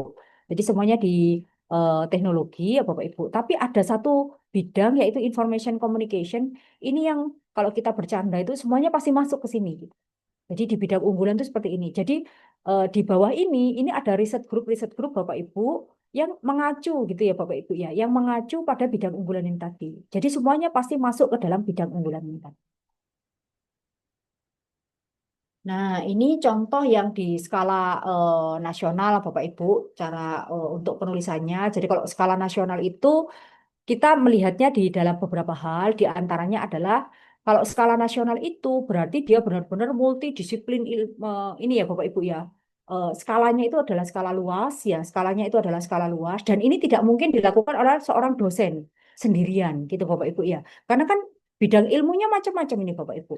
Dosen tidak mungkin melakukan penelitian seperti ini. Ini pasti skalanya sudah nasional dan melibatkan banyak peneliti untuk mencapai goalnya yaitu material fungsional dan energi baru dan terbarukan ini tadi Bapak Ibu. Kemudian contoh yang lain ini Bapak Ibu. Ini adalah contoh penelitian yang skala riset group gitu ya Bapak Ibu ya. Jadi kalau skala riset group misalnya ini kita katakan sebagai roadmap penelitian karena kan memang ada tahunnya di sini ya Bapak Ibu ya. Misalnya ada tahun-tahun di sini ya. Ada riset dasar di sini. Kemudian dasarnya dia masih berlanjut lagi Bapak Ibu. Kemudian setelah lanjut dia ada aplikasi gitu ya Bapak Ibu ya. Aplikasinya dia mulai aplikasi-aplikasi yang dasar, kemudian mulai masuk ke skala terapan. Jadi ini dia benar-benar inline. Nah, kemudian dikatakan sebagai skala riset group kenapa? Contoh untuk sintesis fosfor, sintesis polimer, hibrid misalnya. Dia tidak mungkin satu dosen bidang ilmunya seperti ini sendirian gitu nggak mungkin Bapak Ibu. Pasti terdiri dari beberapa riset group. Jadi maaf, pasti terdiri dari beberapa dosen yang terlibat. Misalnya sintesis fosfor dosen A, sintesis polimer dia dosen B yang berada di dalam RG atau riset group tersebut gitu Bapak Ibu. Sehingga dia itu apa istilahnya ya? Dia itu banyak dosen yang bisa masuk ke sini. Nah, pada saat ada satu dosen yang masuk, maka dia akan difokuskan pada sintesis fosfornya misalnya. Maka itu skala penelitian dosennya. Kalau yang di sini ini adalah skala riset group. Kenapa? Karena memang eh, apa yang dimaksudkan di sini di dalam setiap tahapannya, ya di dalam setiap tahapannya itu melibatkan banyak dosen yang terlibat untuk mencapai tujuan-tujuan yang ada di masing-masing roadmap ini tadi. Nah, ini salah satu contoh ya, salah satu contoh yang digunakan oleh skala individu. Jadi dia ada menceritakan target yang dia ingin hasilkan, itu ini Bapak Ibu. Ini target ini. Jadi ini panjang ya. Ini kebetulan penelitiannya adalah dari penelitian dasar sampai dengan penelitian pengembangan. Jadi dia mulai dari dasar, terapannya seperti apa, pengembangannya seperti apa. Jadi target akhirnya dia itu adalah menghasilkan sebuah produk smart clothing gitu ya, yang memiliki KI. Jadi produk smart clothing. Jadi kayak smart clothing itu kayak baju cerdas gitu ya Bapak Ibu ya, baju cerdas. Jadi smart clothing. Nah, tahapannya dia melewati berbagai tahap Bapak Ibu. Eh, jadi sebenarnya beliau ini fokusnya itu adalah di dasar, itu adalah di antena Bapak Ibu. Jadi sampai terakhir terlihat sebenarnya beliau itu tetap di antenanya, tetap ada komunikasinya di komunikasi antenanya itu tadi tetap fokus di situ sebenarnya. Tapi dia tetap ada implementasinya sehingga dia berkolaborasi dengan dosen-dosen dari teknik elektronika dan lain sebagainya untuk menyelesaikan pekerjaan dan menghasilkan sebuah smart clothing. Nah, ini skalanya individu Bapak Ibu. Jadi contoh, dia cerita dulu tahapannya apa, kinerjanya, tahapannya, maksudnya tahapan atau uraian apa yang dia lakukan. Jadi di saat di riset dasar 2016 sampai dengan 2021, dia melakukan desain dan evaluasi peningkatan kinerja. Dan ini adalah capaian-capaian dia sebelumnya. Disampaikan ini capaian-capaian di beliau sebelumnya. Kemudian yang di sini, nah ini, jadi dia apa ya, meringkas ini yang dihasilkan adalah konferensi dan jurnal bereputasi. Di tahapan berikutnya sama-sama masih dasar ya, sama-sama masih dasar ya, dia melakukan fabrikasi antena dan lain sebagainya. Ya, kemudian ini dan diimplementasikan untuk berbagai aplikasi, aplikasi medik, sport dan IoT variatif gitu Bapak Ibu. Kemudian di terapannya dia mulai menguji di lingkungan yang lebih luas gitu dan distandarisasi dan lembaga resmi yang relevan gitu Bapak Ibu ya, terintegrasi dengan beberapa perangkatnya ini Bapak Ibu. Nah, ini adalah beberapa luaran kan sudah dihasilkan tahun 2022 sampai dengan 2027. Beberapa luaran sudah dihasilkan Bapak Ibu. Jadi ini adalah target dari luarannya. Ini dikatakan roadmap Bapak Ibu ya. Kemudian nanti dia di riset ada riset pengembangannya. Dan yang terakhir adalah produk yang dia hasilkan yang tujuannya adalah menghasilkan sebuah produk smart clothing. Jadi ini salah satu contoh Bapak Ibu. Jadi sebenarnya kalau dikatakan kita tidak perlu khawatir tadi Bapak Ibu, bahwa penelitian kita itu akan benar-benar ini ya berbeda dengan ini. Jadi selama kita masih di bidang ilmu itu kan pasti nggak akan jauh-jauh. Kayak saya Bapak Ibu itu bidangnya di sekarang mengambil topik atau tema pertanian Bapak Ibu. Nah, tapi kan tahapannya kita mulai dari dasarnya dulu Bapak Ibu. Dari komunikasi antar perangkat dan lain sebagainya itu kan sudah support dari penelitian yang akan kita lakukan. Oke, saya lanjutkan dulu Bapak Ibu. Kalau yang ini kita katakan ini adalah apa namanya istilahnya ini adalah flowchart, bukan roadmap. Kenapa kok dikatakan flowchart bukan roadmap? Ini kan kelihatan Bapak Ibu. Yang pertama, apa Bapak Ibu yang menyebabkan dia dikatakan bukan roadmap? Roadmap itu dia kan dikatakan ini kan cuma urutan saja Bapak Ibu, flowchart aja. Jadi tahun 1 ngerjakan ini, tahun 2 ngerjakan ini, tahun 3 ngerjakan ini. Itu yang pertama.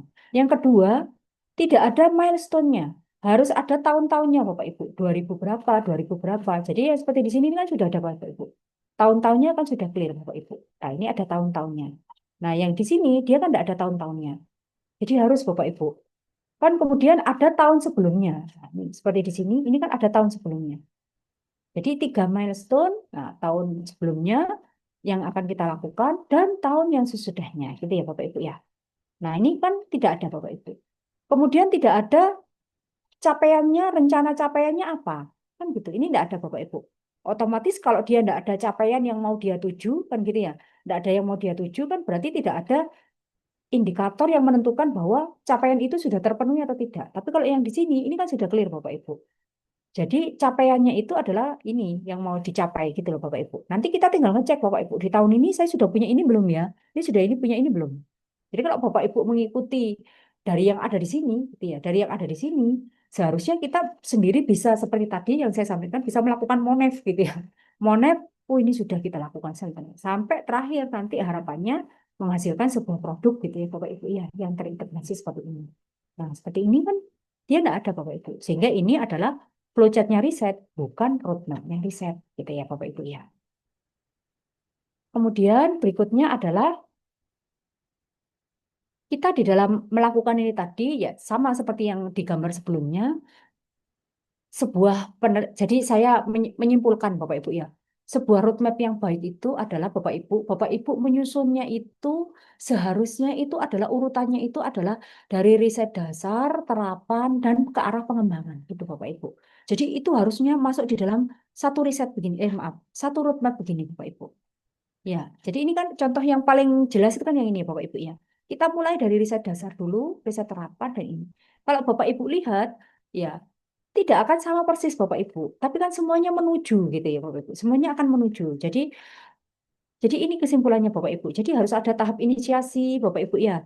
Tahap inisiasi, ada topik 1, topik 2 ya, yang arahnya nanti arahnya ke hilir dan sebagainya. Jadi ini adalah di dalam 3 milestone gitu Bapak Ibu. Dalam 3 milestone sebelum ongoing yang sekarang sedang kita lakukan dan yang terakhir ini adalah yang akan kita tuju. Dan jangan lupa di dalam menyusun roadmap itu tahunnya harus jelas kan gitu ya. Ada uraian dari yang aktivitas yang ada uraian yang kita lakukan ya, tahapan yang kita lakukan dan harus jelas capaiannya apa yang rencana mau kita capaikan. Jadi itu sudah kelihatan Bapak Ibu dari yang di sana tadi, yang sudah dituliskan gitu ya untuk yang individual, sehingga harapan saya Bapak Ibu sudah punya bayangan ini penelitian yang saya lakukan ini apa sekarang untuk nanti targetnya itu ada arah yang menuju ke tahap hilir atau tahap lanjut. Jadi jangan berhenti di tahap inisiasi saja Bapak Ibu. Jangan berhenti di tahap dasar saja Bapak Ibu. Targetkan Bapak Ibu nantinya arahnya kemana, goalnya kemana gitu Bapak Ibu ya. Ini mungkin yang terakhir Bapak Ibu. Ini adalah TKT Bapak Ibu ya, tingkat kesiapan terapan teknologi. Jadi kalau Bapak Ibu masih fokusnya itu di algoritma ya, formulasi atau konsep ya, kemudian pembuktian konsep fungsi ya, itu Bapak Ibu penelitiannya itu adalah di penelitian dasar, riset dasar Bapak Ibu. Jadi fokus di algoritma. Jadi gampangannya kalau Bapak Ibu mengajukan penelitian itu ya, Bapak Ibu misalnya tentang AI seperti cerita saya tadi ya tentang AI, tentang pemodelan, bagaimana untuk meningkatkan akurasi, kemudian modelnya itu dikombinasi antara pemodelan dengan pendekatan A dan pendekatan B, kemudian sampai dengan dia didapatkan di akurasinya, di run di laptop, ya menggunakan software untuk simulasi dan lain sebagainya. Maka Bapak Ibu itu berada di riset dasar, kan gitu ya Bapak Ibu ya. Kemudian kalau misalnya Bapak Ibu mau mengimplementasikan, misalnya Bapak Ibu mau nyoba nih algoritma pemodelan tadi, gitu ya, algoritma pemodelan tadi mau Bapak Ibu implementasikan, gitu ya, implementasikan ke sebuah perangkat contoh di handphone misalnya, di mobile kita membuat mobile application, kita membuat mobile application ya, kemudian kita masukkan program yang Bapak Ibu buat tadi, kemudian masukkan ke handphonenya ini tadi ya. Jadi tidak lagi pakai emulator, ibaratnya kalau yang sebelumnya itu pakai emulator. Sekarang sudah dimasukkan ke handphone misalnya. Dimasukkan ke handphone, kemudian Bapak Ibu nanti apa istilahnya ngeran gitu ya. Di-run di handphonenya ini tadi, kemudian gambarnya untuk mendeteksi keakuratan dari model yang Bapak Ibu buat tadi didapatkan dari internet misalnya. Didapatkan dari internet. Nah, kemudian dicoba di aplikasi mobile application-nya. Maka Bapak Ibu bisa masuk menuju ke TKT 4. Jadi skalanya masih skala laboratorium gitu Bapak Ibu. Kemudian kalau misalnya dia itu apa namanya ya terdiri dari beberapa perangkat, ini nyobanya masih di skala laboratorium. Coba di apa namanya nyoba di handphone atau belum dicoba di lingkungan yang relevan. Maka dia masuknya ke dalam TKT 4. Jadi sudah dicoba di perangkatnya, tapi masih di dalam lingkungan laboratorium. Kenapa? Ibaratnya kalau kita lingkungan yang relevan itu, Bapak Ibu, ngujinya itu langsung di sawah gitu ya Bapak Ibu ya. Ngujinya di sawah, tapi sawahnya itu luasnya masih terbatas. Jadi kayak semacam sebuah lingkungan yang mendekati lingkungan sebenarnya gitu Bapak Ibu. Makanya dikatakan sebagai lingkungan yang relevan gitu. Nah, kemudian Bapak Ibu meningkat lagi. Misalnya perangkat tadi nyoba langsung tidak pakai gambar langsung, tidak pakai gambar yang dari internet, tapi langsung capture gambar yang ada di sawah. Nyoba beberapa titik yang ada di lokasi di dalam satu petak sawah yang dijadikan sebagai lahan uji coba. Jadi kalau di pertanian itu kan ada lahan uji coba gitu ya Bapak Ibu ya. Maka Bapak Ibu masuk ke dalam TKT 5. Dan pada saat dia TKT 5 ke bawah ya, pada saat di TKT 5 dan TKT 4 yang membedakan itu adalah Bapak Ibu, kalau yang di apa itu namanya yang di TKT 6 ini Bapak Ibu, demonstrasinya itu adalah model atau prototype system. Jadi artinya apa? Kalau di TKT 5 dan 4 Bapak Ibu punya produk misalnya kalau kayak saya ya perangkat portable untuk mendeteksi hama penyakit tanaman padi misalnya Bapak Ibu ya. Maka kalau kalau di 5 dan 4 ini produknya boleh terpisah-pisah Bapak Ibu. Contoh, perangkat portable ini kan tidak mungkin berjalan sendiri Bapak Ibu. Perangkat portable ini kan harus nyambung menuju ke, misalnya kalau saya ada server tersendiri untuk mengolah datanya gitu ya Bapak Ibu ya. Maka kita bisa menguji servernya sendiri, kehandalan dari servernya sendiri, kemudian menguji dari perangkat portable-nya sendiri. Berarti masih terpisah-pisah antar komponen itu tadi. Kemudian diuji di kalau skala 4 itu masih di laboratorium, pakai yang perangkat-perangkat yang ada di laboratorium ya. Kemudian kalau yang di 5 dia masih terpisah-pisah, nguji sendiri servernya sendiri, ininya sendiri, ya masih belum terintegrasi. Nah, masih di komponen-komponennya atau subsistemnya, tapi diuji di lingkungan yang mendekati lingkungan sebenarnya. Ya, jadi dia diuji coba di lingkungan yang relevan kayak tadi, diuji coba di lahan pertanian yang digunakan sebagai lahan uji coba. Jadi bukan sawah yang luas gitu ya, Bu. Belum.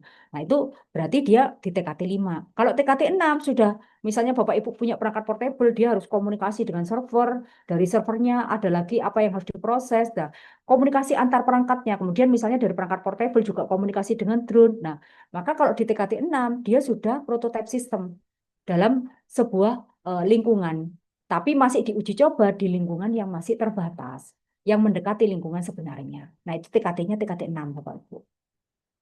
Jadi kalau Bapak Ibu sudah punya perangkat, sudah pernah diuji coba di sawah langsung misalnya, Bapak Ibu bisa mengajukan di penelitian yang hilir riset. Kalau TKT 7 ya Bapak Ibu ya, itu adalah demonstrasi prototipe di dalam lingkungan yang sebenarnya. Gitu ya Bapak Ibu ya. Jadi kalau di lingkungan yang sebenarnya, Bapak Ibu sudah langsung sawahnya itu tidak hanya satu petak lahan uji kecil, tapi di beberapa lahan sawah. Bapak Ibu bisa uji coba di TKT 7 ini tadi.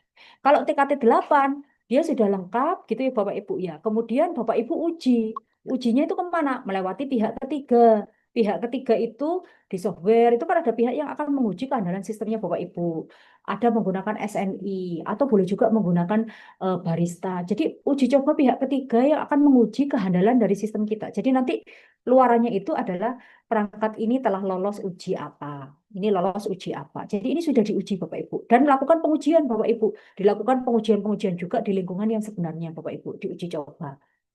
Nah, jadi sebenarnya diuji coba seperti apa. Kalau yang terakhir itu benar-benar sudah terbukti. Dan biasanya kalau pada saat dia TKT 9 ini benar-benar sudah siap untuk dihilirkan. Jadi melalui perjalanan yang panjang dan tidak hanya di dalam lokasi yang terbatas ya, tapi pengujiannya itu di lingkungan sebenarnya dan di lokasi yang sudah dalam skala yang luas. Dan ini biasanya perjalanan yang panjang. Dan sebagai seorang dosen, Bapak Ibu, susah bagi kita kalau beneran loh ya, untuk menuju TKT yang tinggi ini. TKT 7 aja itu sudah sangat bagus Bapak Ibu. Bahkan bisa jadi kita di TKT 6 ya, pada saat TKT 7 kita sudah harus berkolaborasi dengan industri ya, yang bersama-sama untuk melakukan pengembangan dari produk yang kita hasilkan. Begitu Bapak Ibu. Kemudian di dalam TKT itu sebenarnya kan sudah ada softwarenya ya, Bapak Ibu ya di Excel. Bapak Ibu dipisah ya, ada beberapa jenis, ada umum ya, ada software, pertanian, perikanan dan lain sebagainya Bapak Ibu. Nanti dicoba pada saat Bapak Ibu kalau nilainya selama dia itu di atas 80 kalau nggak salah, maka Bapak Ibu akan naik terus TKT-nya. Jadi nanti akan ada pertanyaan Bapak Ibu posisi dari sistem ataupun software atau komponen atau subsistem yang Bapak Ibu bangun itu sudah sampai dengan di posisi yang seperti apa. Demikian mungkin dari saya, Bu. Saya kembalikan ke moderator. Baik, terima kasih. Maaf, suara saya terdengar ya tadi ya. Saya kok lupa megangin. Enggak apa-apa ya, terdengar ya, jelas ya tadi. Terdengar, Prof. Bu. Ya. Oh Jelas, iya ya. jelas. Baik, terima kasih Prof. Mika atas materinya. Selanjutnya kita menuju ke diskusi. Mungkin dari teman-teman, Bapak Ibu dosen sekalian, ada yang mau mengajukan pertanyaan? Saya boleh tanya, Bu. Boleh, silahkan Bu Reni. Selamat pagi, Prof. Terima kasih penjelasannya sangat luar biasa bagus. Dan yang tertarik itu adalah bagaimana cara kita mengoptimalkan eh, TA-nya mahasiswa dalam roadmap kita. Nah, apakah dalam proses itu pertama bagaimana teknisnya sehingga kan tadi sempat disampaikan bahwa mahasiswa mendapatkan topiknya dari dosennya gitu. Nah, terus kalau itu kan terkait dengan kebijakan dari masing-masing prodinya ketentuannya seperti apa ya, Prof ya. Yang kedua, eh, apakah dalam proses mahasiswa mengerjakan topik yang kita tentukan itu ada istilahnya dana stimulasi dari kita untuk membantu mereka gitu. Terus kemudian yang ketiga kan kalau mahasiswa mungkin tahapnya nggak sampai ke yang apa hilirisasi dan lain sebagainya sehingga mungkin sampainya ke publikasi gitu. Nah, untuk pendanaan publikasi kan harapannya ya dari mahasiswa kita optimalkan bisa sampai ke publikasi. Nah, itu eh, apa yang profesor lakukan dan pendanaan yang mungkin dibutuhkan dalam membentuk pasukan itu gitu. Terima kasih, Prof.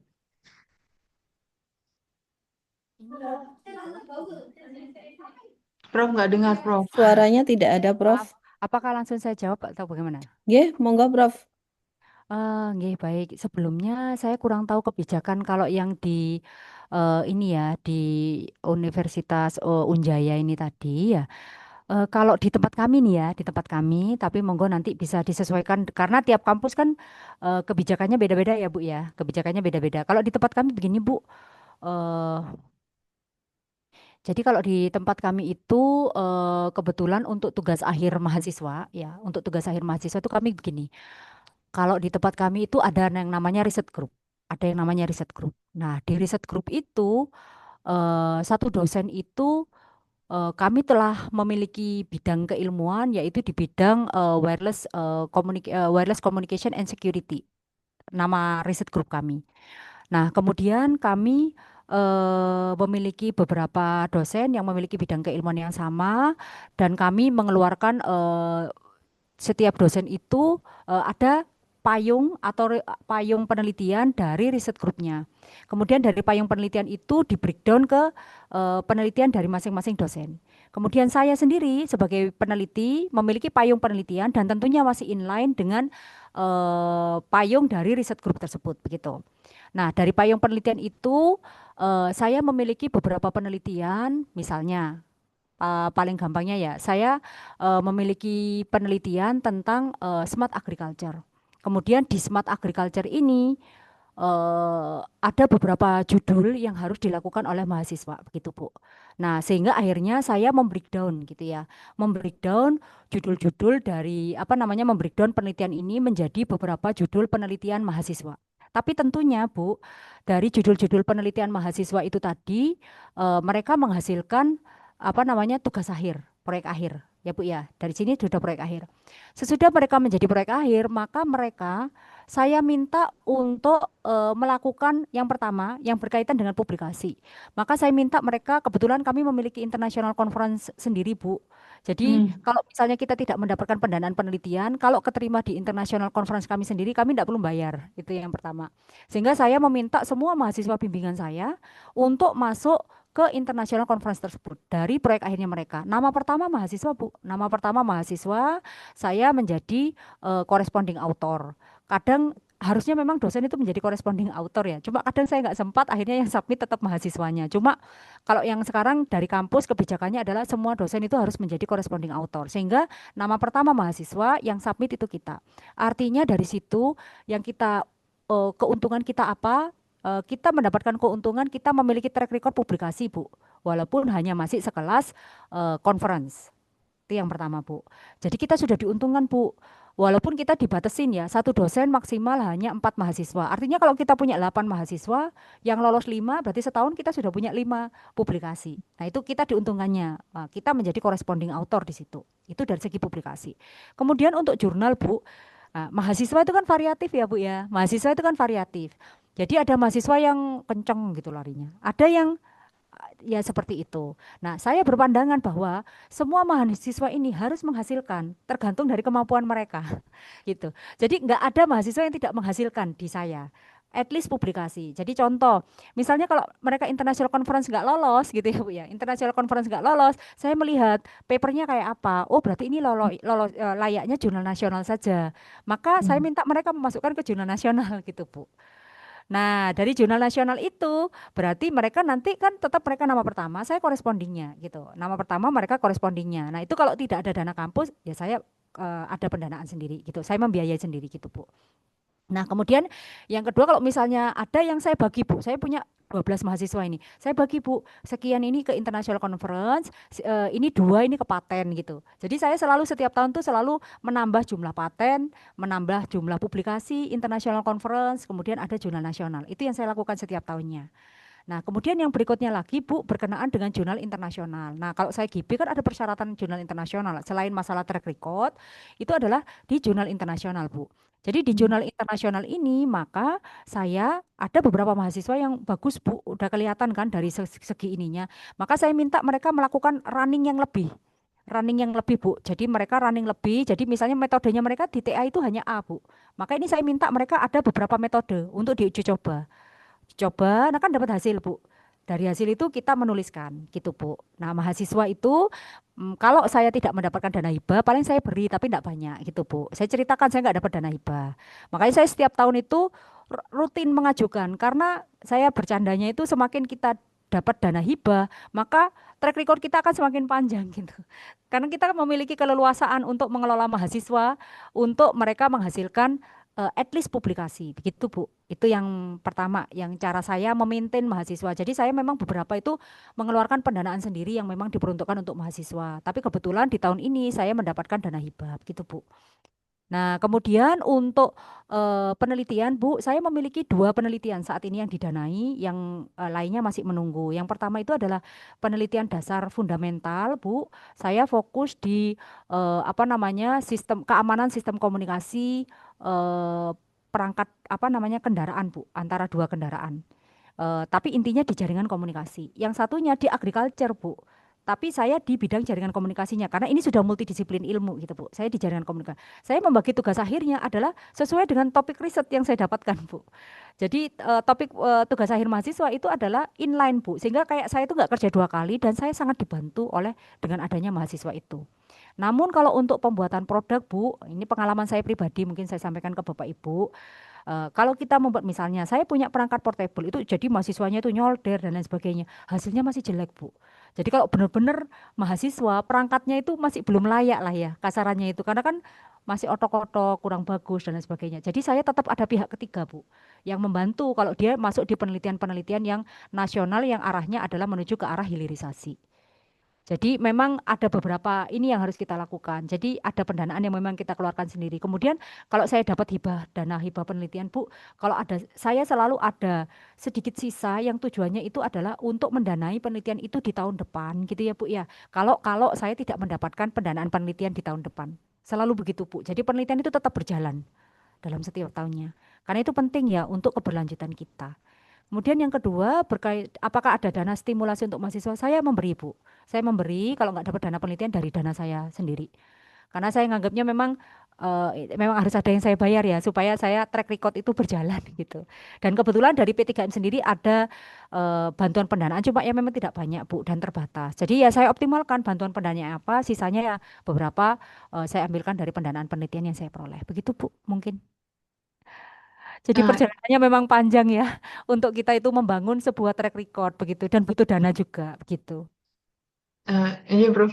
Terima kasih. Nah, Prof, kalau seandainya boleh tahu detailnya itu berarti memang mahasiswa itu kayak apa?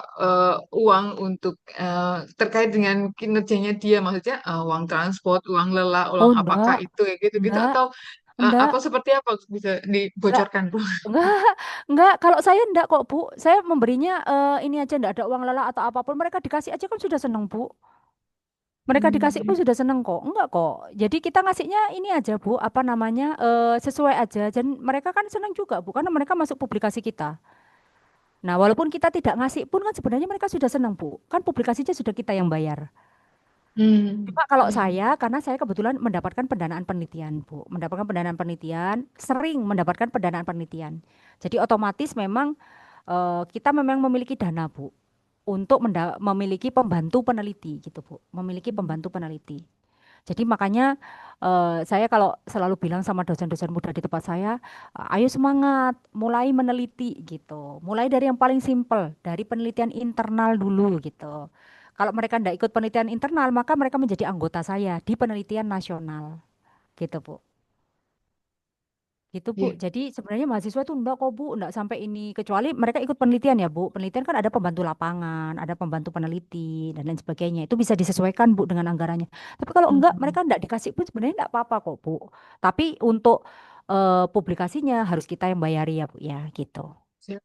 Eh, Mm, Iya, matur nuwun, Gitu, Bu, Profesor. ya. Jadi kata kuncinya semangat mengikuti dana hibah, Bu.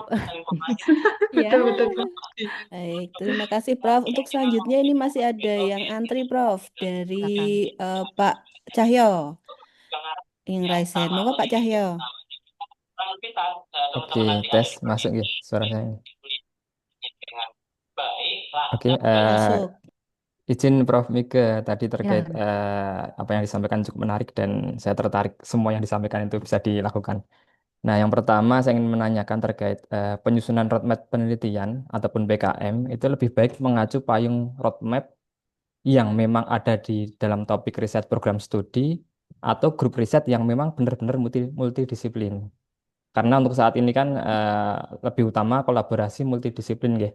Seperti diketahui di Unjaya itu visinya mengacu atau mengarah pada ketahanan nasional kayak gitu. Hmm. Nah, dan untuk saat ini riset-riset di Unjaya itu biasanya akan ada validasi terkait roadmap penelitian prodi kayak gitu. Hmm. Nah, sesuai atau enggak kayak gitu. Baru nanti bisa kalau sesuai akan lulus ke apa namanya pendanaan untuk pembiayaan risetnya kayak gitu. Hmm. Nah, terus kemudian eh, ataukah malah lebih nanti dosen itu memiliki multi grup riset. Jadi semisal yang pertama itu prodi tetap jalan, terus kemudian yang kedua itu nanti eh, dengan apa namanya dengan resiko irisannya dari setiap bidang keilmuannya dosen-dosen itu sangat tipis sekali ya itu kalau prodi tingkat prodi. Tapi kalau misalnya kok nanti grup riset mungkin di pusat studi atau grup riset yang multidisiplin itu mungkin akan diketahui mungkin dari skema terapannya seperti apa kayak gitu. Nah, itu yang pertama. Terus kemudian yang kedua terkait ini saya sempat apa namanya memberikan beberapa topik riset yang memang di mahasiswa TA saya beberapa itu ada tiga yang memang mengacu kebetulan saya dari Fakultas Teknik Prof itu mengacu apa namanya Mas atau Mbak kalau berani saya kasih challenge nih ambil topik yang memang sekiranya lagi tenar saat ini itu mengenai large language model kayak gitu. Mereka bisa berjalan terus kemudian janji akan membuat jurnal itu. Nah, tapi di kami di UNIF itu tidak mewajibkan bahwa S1 itu bisa terbit jurnal gitu. Nah, sehingga mereka sudah janji mau membuat pas saat lulus belum dibuat kayak gitu. Nah, terkendala apa namanya kebijakan di sini loh. Jadi ataukah harus seperti apa yang sekiranya memang nanti match dan pas agar nanti si mahasiswa ini kalau semisal kok mereka memang berjanji bisa menyelesaikan dan kalau lulus enggak terus kemudian menghilang kayak gitu. Itu yang kedua. Terus kemudian satu lagi nih, Prof. Terkait yang ketiga, biasanya mahasiswa itu memang eh, sangat antusias sekali. Mereka itu apabila nanti diajak riset, terus kemudian ada mungkin fee terkait pengerjaan-pengerjaan yang ada. Nah, namun akan tapi saat ini fee pun mereka kadangkala suka. Cuma untuk menarik minat mereka untuk bisa ikut dalam grup riset kita itu sangat sulit kayak gitu. Nah, karena eh, perkembangan saat ini apa ya yang namanya kecerdasan buatan itu membuat sesuatu itu lebih mudah. Jadi kalau misalnya mereka untuk mau belajar sesuatu yang sekiranya agak ekstrim itu kemudian agak nanti dulu saya berani atau enggak ya kayak gitu. Nah, itu bagaimana cara Prof untuk bisa ayo kita gabung grup riset kita meneliti bersama. Nah, seperti itu Prof. Terima kasih. Hatur nuhun.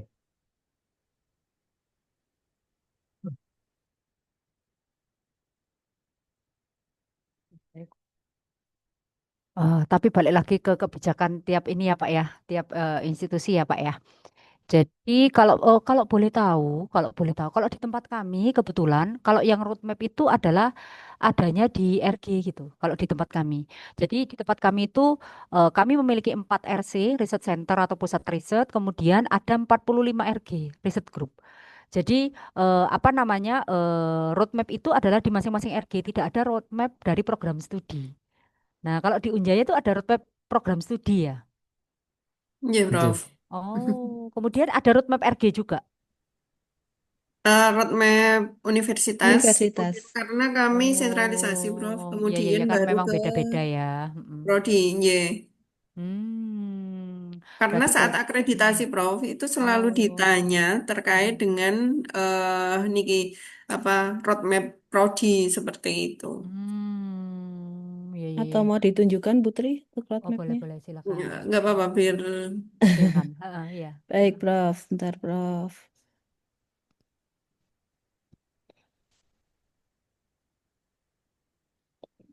Apakah sudah terlihat, Prof? Sudah sudah. Oke. Oh, ini roadmap ininya ya, roadmap eh Universitas.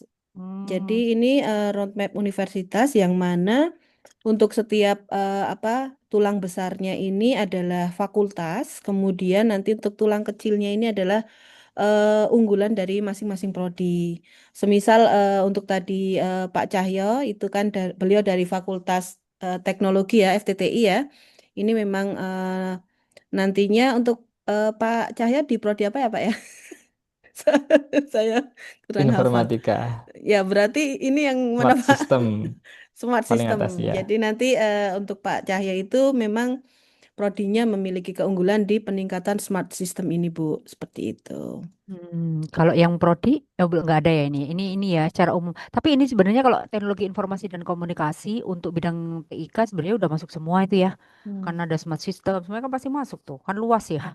Cyber ya kan sudah luas ini udah oke ya business intelligence Kalau system. prodi memiliki sendiri-sendiri lagi ya Pak ya Cahyo ya? Oh, Iya, jadi betul. jadi kayak smart Nggih. system itu miliknya prodi A gitu kah? Nggih, nggih, ya. Cuman gambaran Oh, besarnya, cuman untuk detailnya setiap prodi itu memiliki sendiri, Bu. iya, iya, iya, iya, iya. Ya, Pak, Pak. siapa namanya Pak Cahyo ya tadi ya. Jadi penelitian itu lebih baik sesuai dengan program studi atau sesuai RG ya karena institusinya sudah seperti ini berarti harus sesuai dengan program studi ya Pak ya.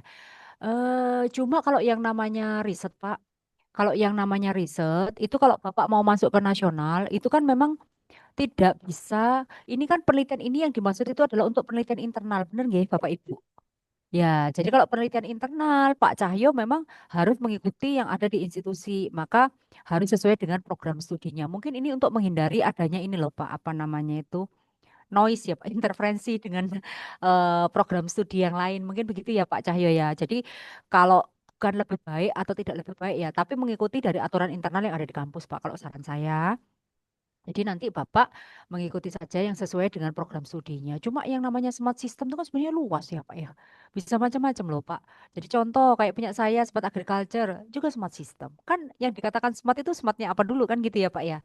Berarti kan sebenarnya Bapak sudah bisa variatif sebenarnya risetnya dan itu sudah inline dengan smart systemnya. Cuma saya kan belum lihat yang dari prodinya sendiri ya Pak ya. Dari prodinya sendiri kan mestinya ada batasan-batasan tuh Pak. Roadmapnya harus seperti apa. Jadi kalau sekarang mungkin coba Bapak bangun contoh. Saya tanya ke Bapak misalnya sekarang salah satunya itu yang lagi tren itu kan renewable energy, teknologi pangan ya Pak ya. Apalagi Pak. Nah misalnya pangan bisa nggak di tempat Bapak Bapak bikin riset yang arahnya ke pangan Pak? Bisa kan Pak sebenarnya? Bisa. Bisa kan? Hmm. Jadi sebenarnya untuk menentukan mengikuti trennya itu Pak, lihat aja Pak asta cita ataupun bidang prioritas dari pemerintah. Arahkan Bapak targetnya nanti mau bikin sebuah sistem, kalau Bapak informatika ya, sebuah sistem yang arahnya memang ke arah asta cita itu. Contoh, sekarang saya ingin tanya Pak Cahyo. Pak Cahyo sebenarnya sekarang risetnya ingin bikin apa Pak? Mimpinya Bapak mau bikin apa Pak? Kan mimpi dulu kan Pak? Iya, betul, Bu. Soalnya kan masih muda. Kalau masih Iya, muda harus iya. banyak bermimpi. Ya, nanti Iya, usia-usia berapa? Bapak masih berapa nih sekarang? 30, 20-an tiga ya, Pak? puluhan Nah, tiga tiga puluh puluhan Saat 40 sudah track recordnya udah tergambar itu, Pak. Karena kan berawal dari mimpi Bapak sekarang gitu. Ya, sekarang kalau boleh tahu Bapak mimpinya bikin produk apa, Pak? Kalau yang kemarin saya lebih fokus ke hoax, sebaran hoax, Bu. Jadi informasi hoax itu saya teliti dari bagaimana pola sebarannya, terus kemudian Apa, Pak? pola-pola bentuk Apa, Pak? Namanya, hoax, Pak? Oh, hoax tuh apa? berita palsu. Oh, Iya, hoax, hoax, hoax, hoax, iya, hoax ya, Pak ya. iya. Oh, berita palsu. Kebetulan saya kan di pemrosesan bahasa alami, kebanyakan ke teks teks miningnya. Itu. Oke. Terus kemudian yang saat ini saya fokus untuk hoax itu saya bawa ke bagaimana nanti isu-isu dalam ketahanan pangan itu. Jadi Oh, ya hoax berarti dia bisa diimplementasikan. Misalnya Pak, Bapak bisa gabung sama saya dong Pak ya. Jadi contoh, saya kan punya perangkat siap portable tuh Pak. itu Bisa ya. ditambahi dengan aplikasinya Bapak gitu ya Pak. Bisa ya J Pak ya. J. Oh, kan berarti bisa ya Pak ya. Berarti nanti, nah nanti tergantung Bapak. Bapak nanti supaya bisa masuk di penelitian nasional Pak, mungkin itu arahkan misalnya yang dikatakan hoaxnya itu, sekarang kan algoritmanya yang Bapak bahas. Kan berarti masih dasar ya Pak, riset-riset dasar. Nah nanti dia akan diimplementasikan di apa gitu loh Pak. Apakah di aplikasi? Cuma kalau pakai handphone aja atau aplikasi nanti Bapak susah main di penelitian yang ini Pak, apa namanya yang produk gitu ya Pak ya. Kalau saran saya digabungkan dengan entah itu kayak tadi kayak saya Pak punya perangkat portable untuk deteksi hama penyakit tanaman dilengkapi dengan berita-berita itu yang dari Bapak. Jadi Bapak punya Bapak bisa diimplementasikan ke saya. Itu bisa begitu Pak. Itu bisa masuk di produk ininya tadi. Berarti kalau ke arah pangan berarti Bapak goalnya itu yang ke arah pangan tadi Pak. Oke Pak ya. J, Bu. Tes suara saya terdengar ya. Terdengar, Bu? Oh iya. Ya, siap. Mungkin gitu ya Pak ya. Arahnya kemana dulu Pak? Jadi goalnya Bapak ke situ. Jadi Bapak nanti beberapa hal bisa dilakukan untuk menuju ke sana. Itu yang pertama Pak. Memang butuh waktu Pak. Tapi kalau sudah dibuat algoritmanya itu, nah nanti Bapak janjian seperti saya tadi Pak. Kolaborasi, kenalan dengan kampus A, ataupun kenalan dengan prodi lain. Kan gitu ya Pak ya, bisa multidisiplin. Kalau misalnya penelitian, kalau boleh tahu Bu Trisunarsi, penelitian nasional sudah ini apa ya Bu ya? Apa klasternya Bu? Oh, untuk kita Madya, Prof. Kalau Madya itu berarti pemula bisa. Pemula masih bisa, Prof. Oh, Nggih. berarti Pak Pak Cahyo sudah pernah ikut pemula, Sudah, Ibu. Kebetulan sudah. lolos. Sudah 2 kali itu udah lulus semuanya. Oh, berarti sudah bisa masuk ke ini Pak, fundamental Iya. reguler Pak. Iya, Fundamental kemarin reguler ngajuin. Pak. Belum, Hmm. tapi belum lolos. Tidak tahu ada kesalahan di bagian apa karena nggak ada catatannya, Ibu. Jadi masih banyak belajar terkait bagaimana menyusun itu. Itu memang suka Ya. abstrak Pak PPM. Kesalahannya suka abstrak. Ya Pak, kurang-kurang siku aja jadi salah Pak. Ya udah, nggak apa-apa Pak, tetap semangat ya. Jadi nanti nyoba fundamental reguler, ya atau terapan model Pak, bisa dicoba Pak. Nah, nanti ini kan Bapak sudah Siap, punya Ibu. track record Pak, sudah bagus track recordnya Pak. Nanti kalau mau ke pangan, berarti Bapak arahkan ceritanya semuanya ke arah pangan Pak, mulai dari sekarang gitu loh. Siap. Ya sip Pak. Oke. Oke, yang kedua, janji buat jurnal, gimana caranya agar mereka tidak menghilang?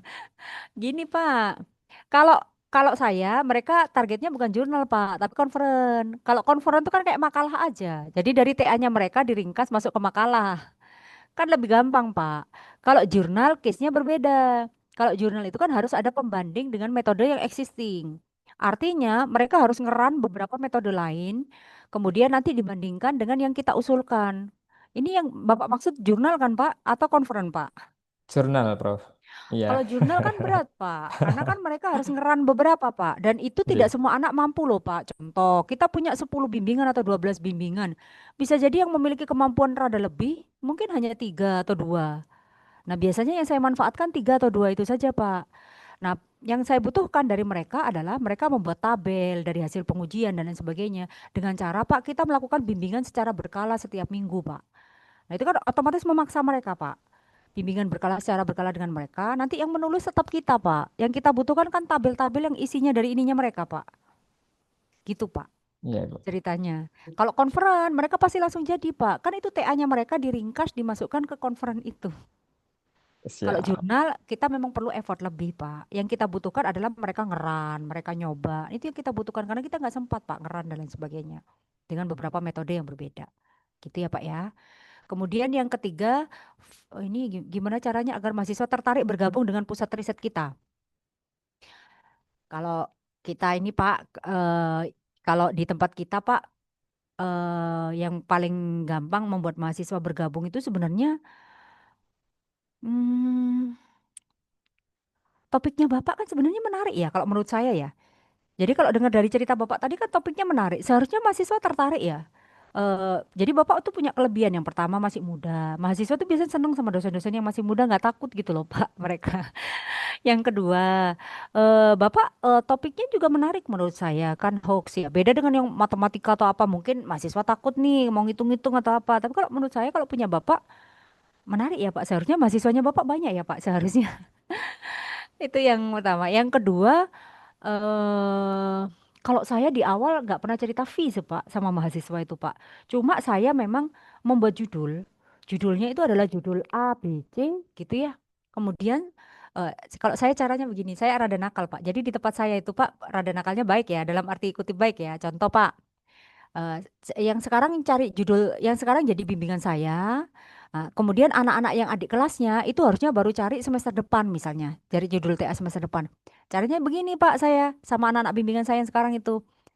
Dia kan udah testimoni nih kira-kira Pak, mereka udah lihat oh saya baik membimbingnya setiap minggu. Jadi mereka merasa seneng kan sama kita. Jadi kan kita kasih performan baik dulu nih Pak. Nah, terus saya bilang sama teman-teman ini, sama anak-anak ini, saya punya 4 judul, padahal saya belum nyiapin judul, Pak. Tapi kan sudah kebayang nih, oh topik ini harus dikerjakan oleh 4, Mas. Saya punya 4 judul nih. Tolong dong carikan adik kelasnya gitu. Jadi mereka yang nyarikan adik kelasnya. Nanti adik kelasnya itu ke saya. Jadi pada waktu Kaprodi itu mengumumkan untuk judul dan lain sebagainya, saya sudah punya pasukan ini, Pak. Karena sudah saya ini dari awal. Jadi yang saat ini bersama saya itu yang saya minta mencari adik kelasnya. Sehingga selalu berkesinambungan Pak. Setiap tahun saya selalu mendapatkan mahasiswa. Jadi kalau pada saat dia diumumkan oleh Kaprodi untuk cari judul, biasanya kan kita sudah kehabisan karena kadang mereka kan sudah ke dosen lain. Kadang kita rada nggak terkenal. Yang paling terkenal itu kan Kaprodi, itu kan terkenal ya Pak ya. Kaleb itu kan terkenal. Kalau kita karena kita lagi jabat tim Pak, jarang di laboratorium, nggak terkenal. Nah, caranya ya itu tadi Pak.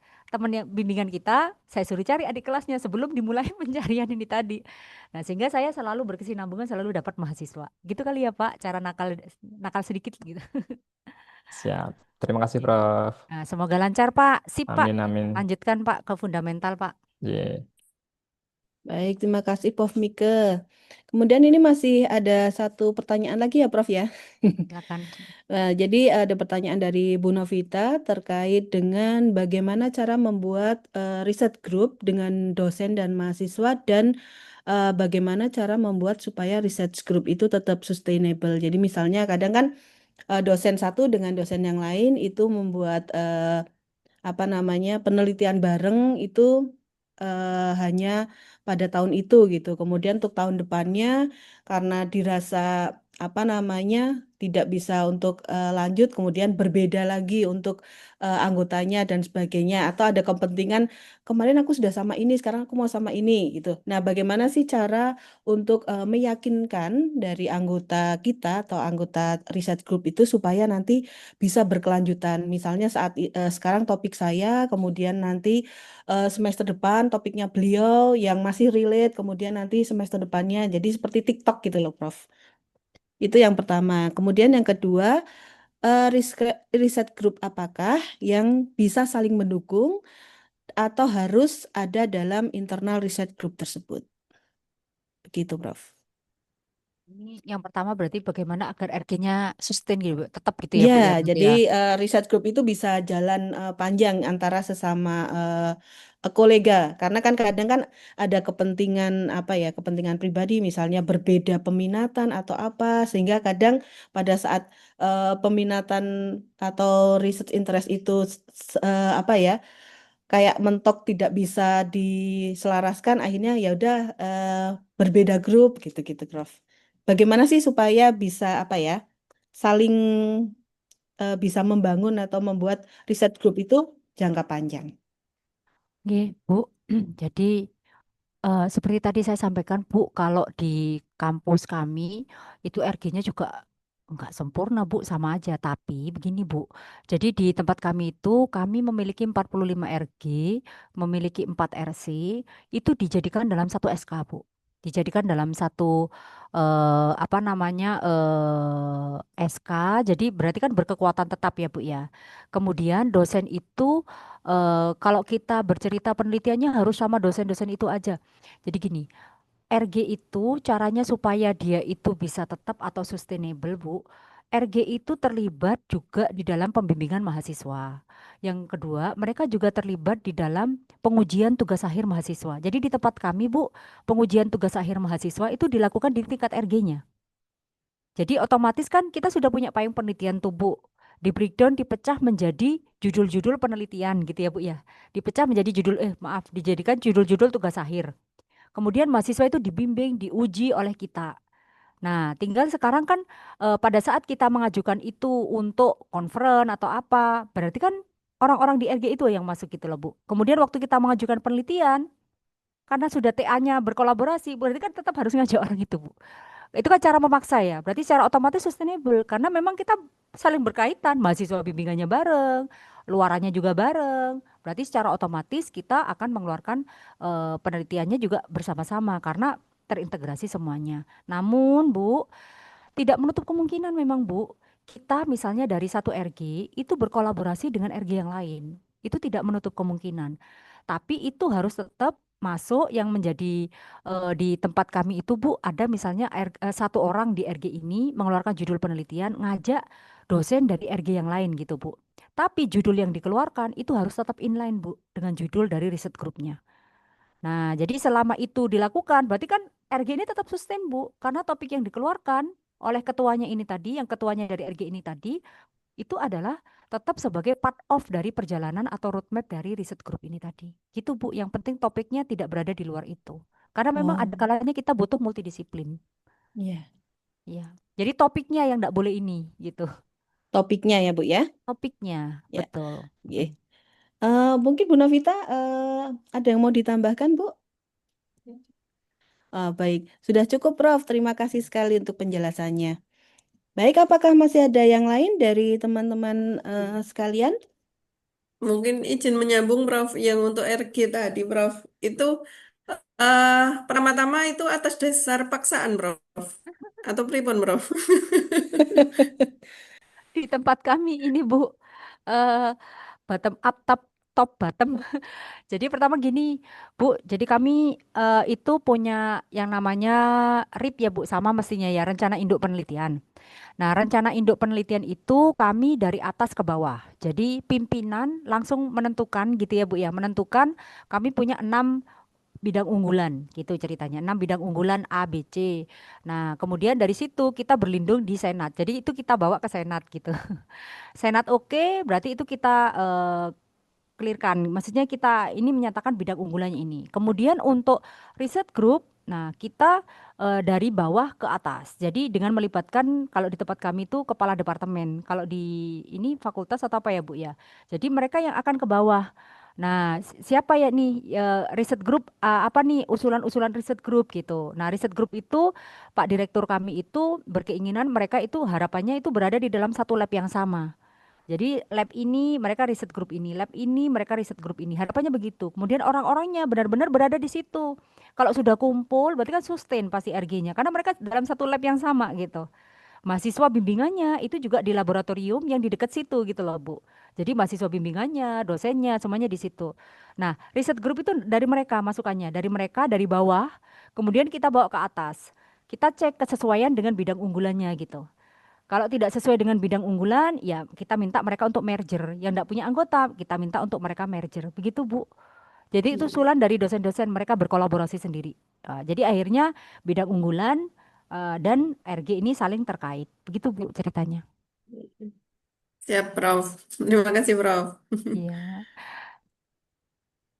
Baik, apabila tidak ada lagi, mungkin kita cukupkan sampai di sini, Prof, untuk ngobrolnya, untuk diskusinya. Sebetulnya masih kurang sekali ya, Prof. Kami benar-benar masih tertarik dan ingin belajar banyak terkait dengan apa namanya pembuatan roadmap karena memang ini juga yang ikut saat ini ada beberapa dosen baru di tempat kami yang memang belum memiliki roadmap serta untuk dosen-dosen lama seperti kami mungkin ingin upgrade atau ingin modifikasi dari roadmap kita.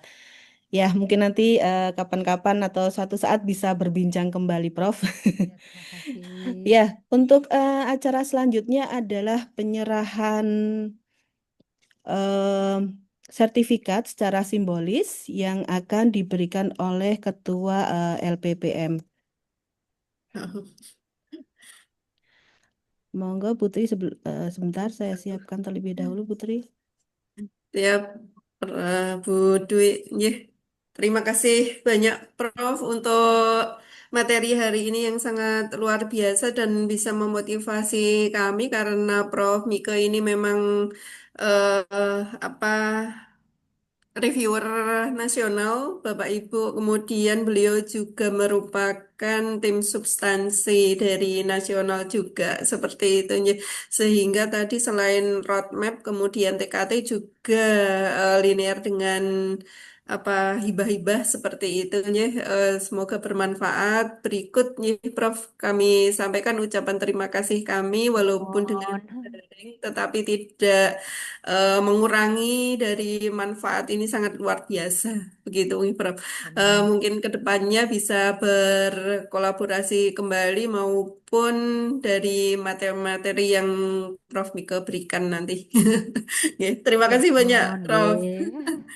Nggih. Ya, Ya, saya kembalikan Bu Dwi. Ya. baik, terima kasih Putri.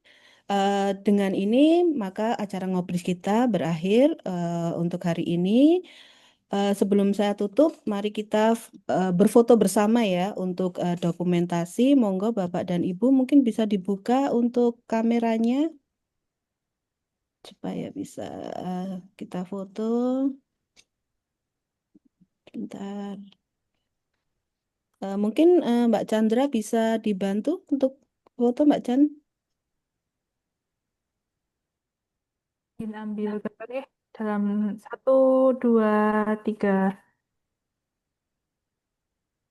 Saya pindah ke slide 2. Satu, dua, tiga. Sampun, Bu. Terima kasih. Baik, terima kasih Mbak Chandra dan Sekali lagi saya ucapkan terima kasih kepada Prof. Mika dan kepada para Bapak Ibu dosen yang sudah hadir di acara ngoplis kita hari ini. Mari kita tutup acara kita hari ini dengan membaca hamdalah bersama-sama. Alhamdulillah. Alhamdulillahirabbil alamin. Eh, Sugeng Sugeng melanjutkan aktivitas yang selanjutnya, Prof.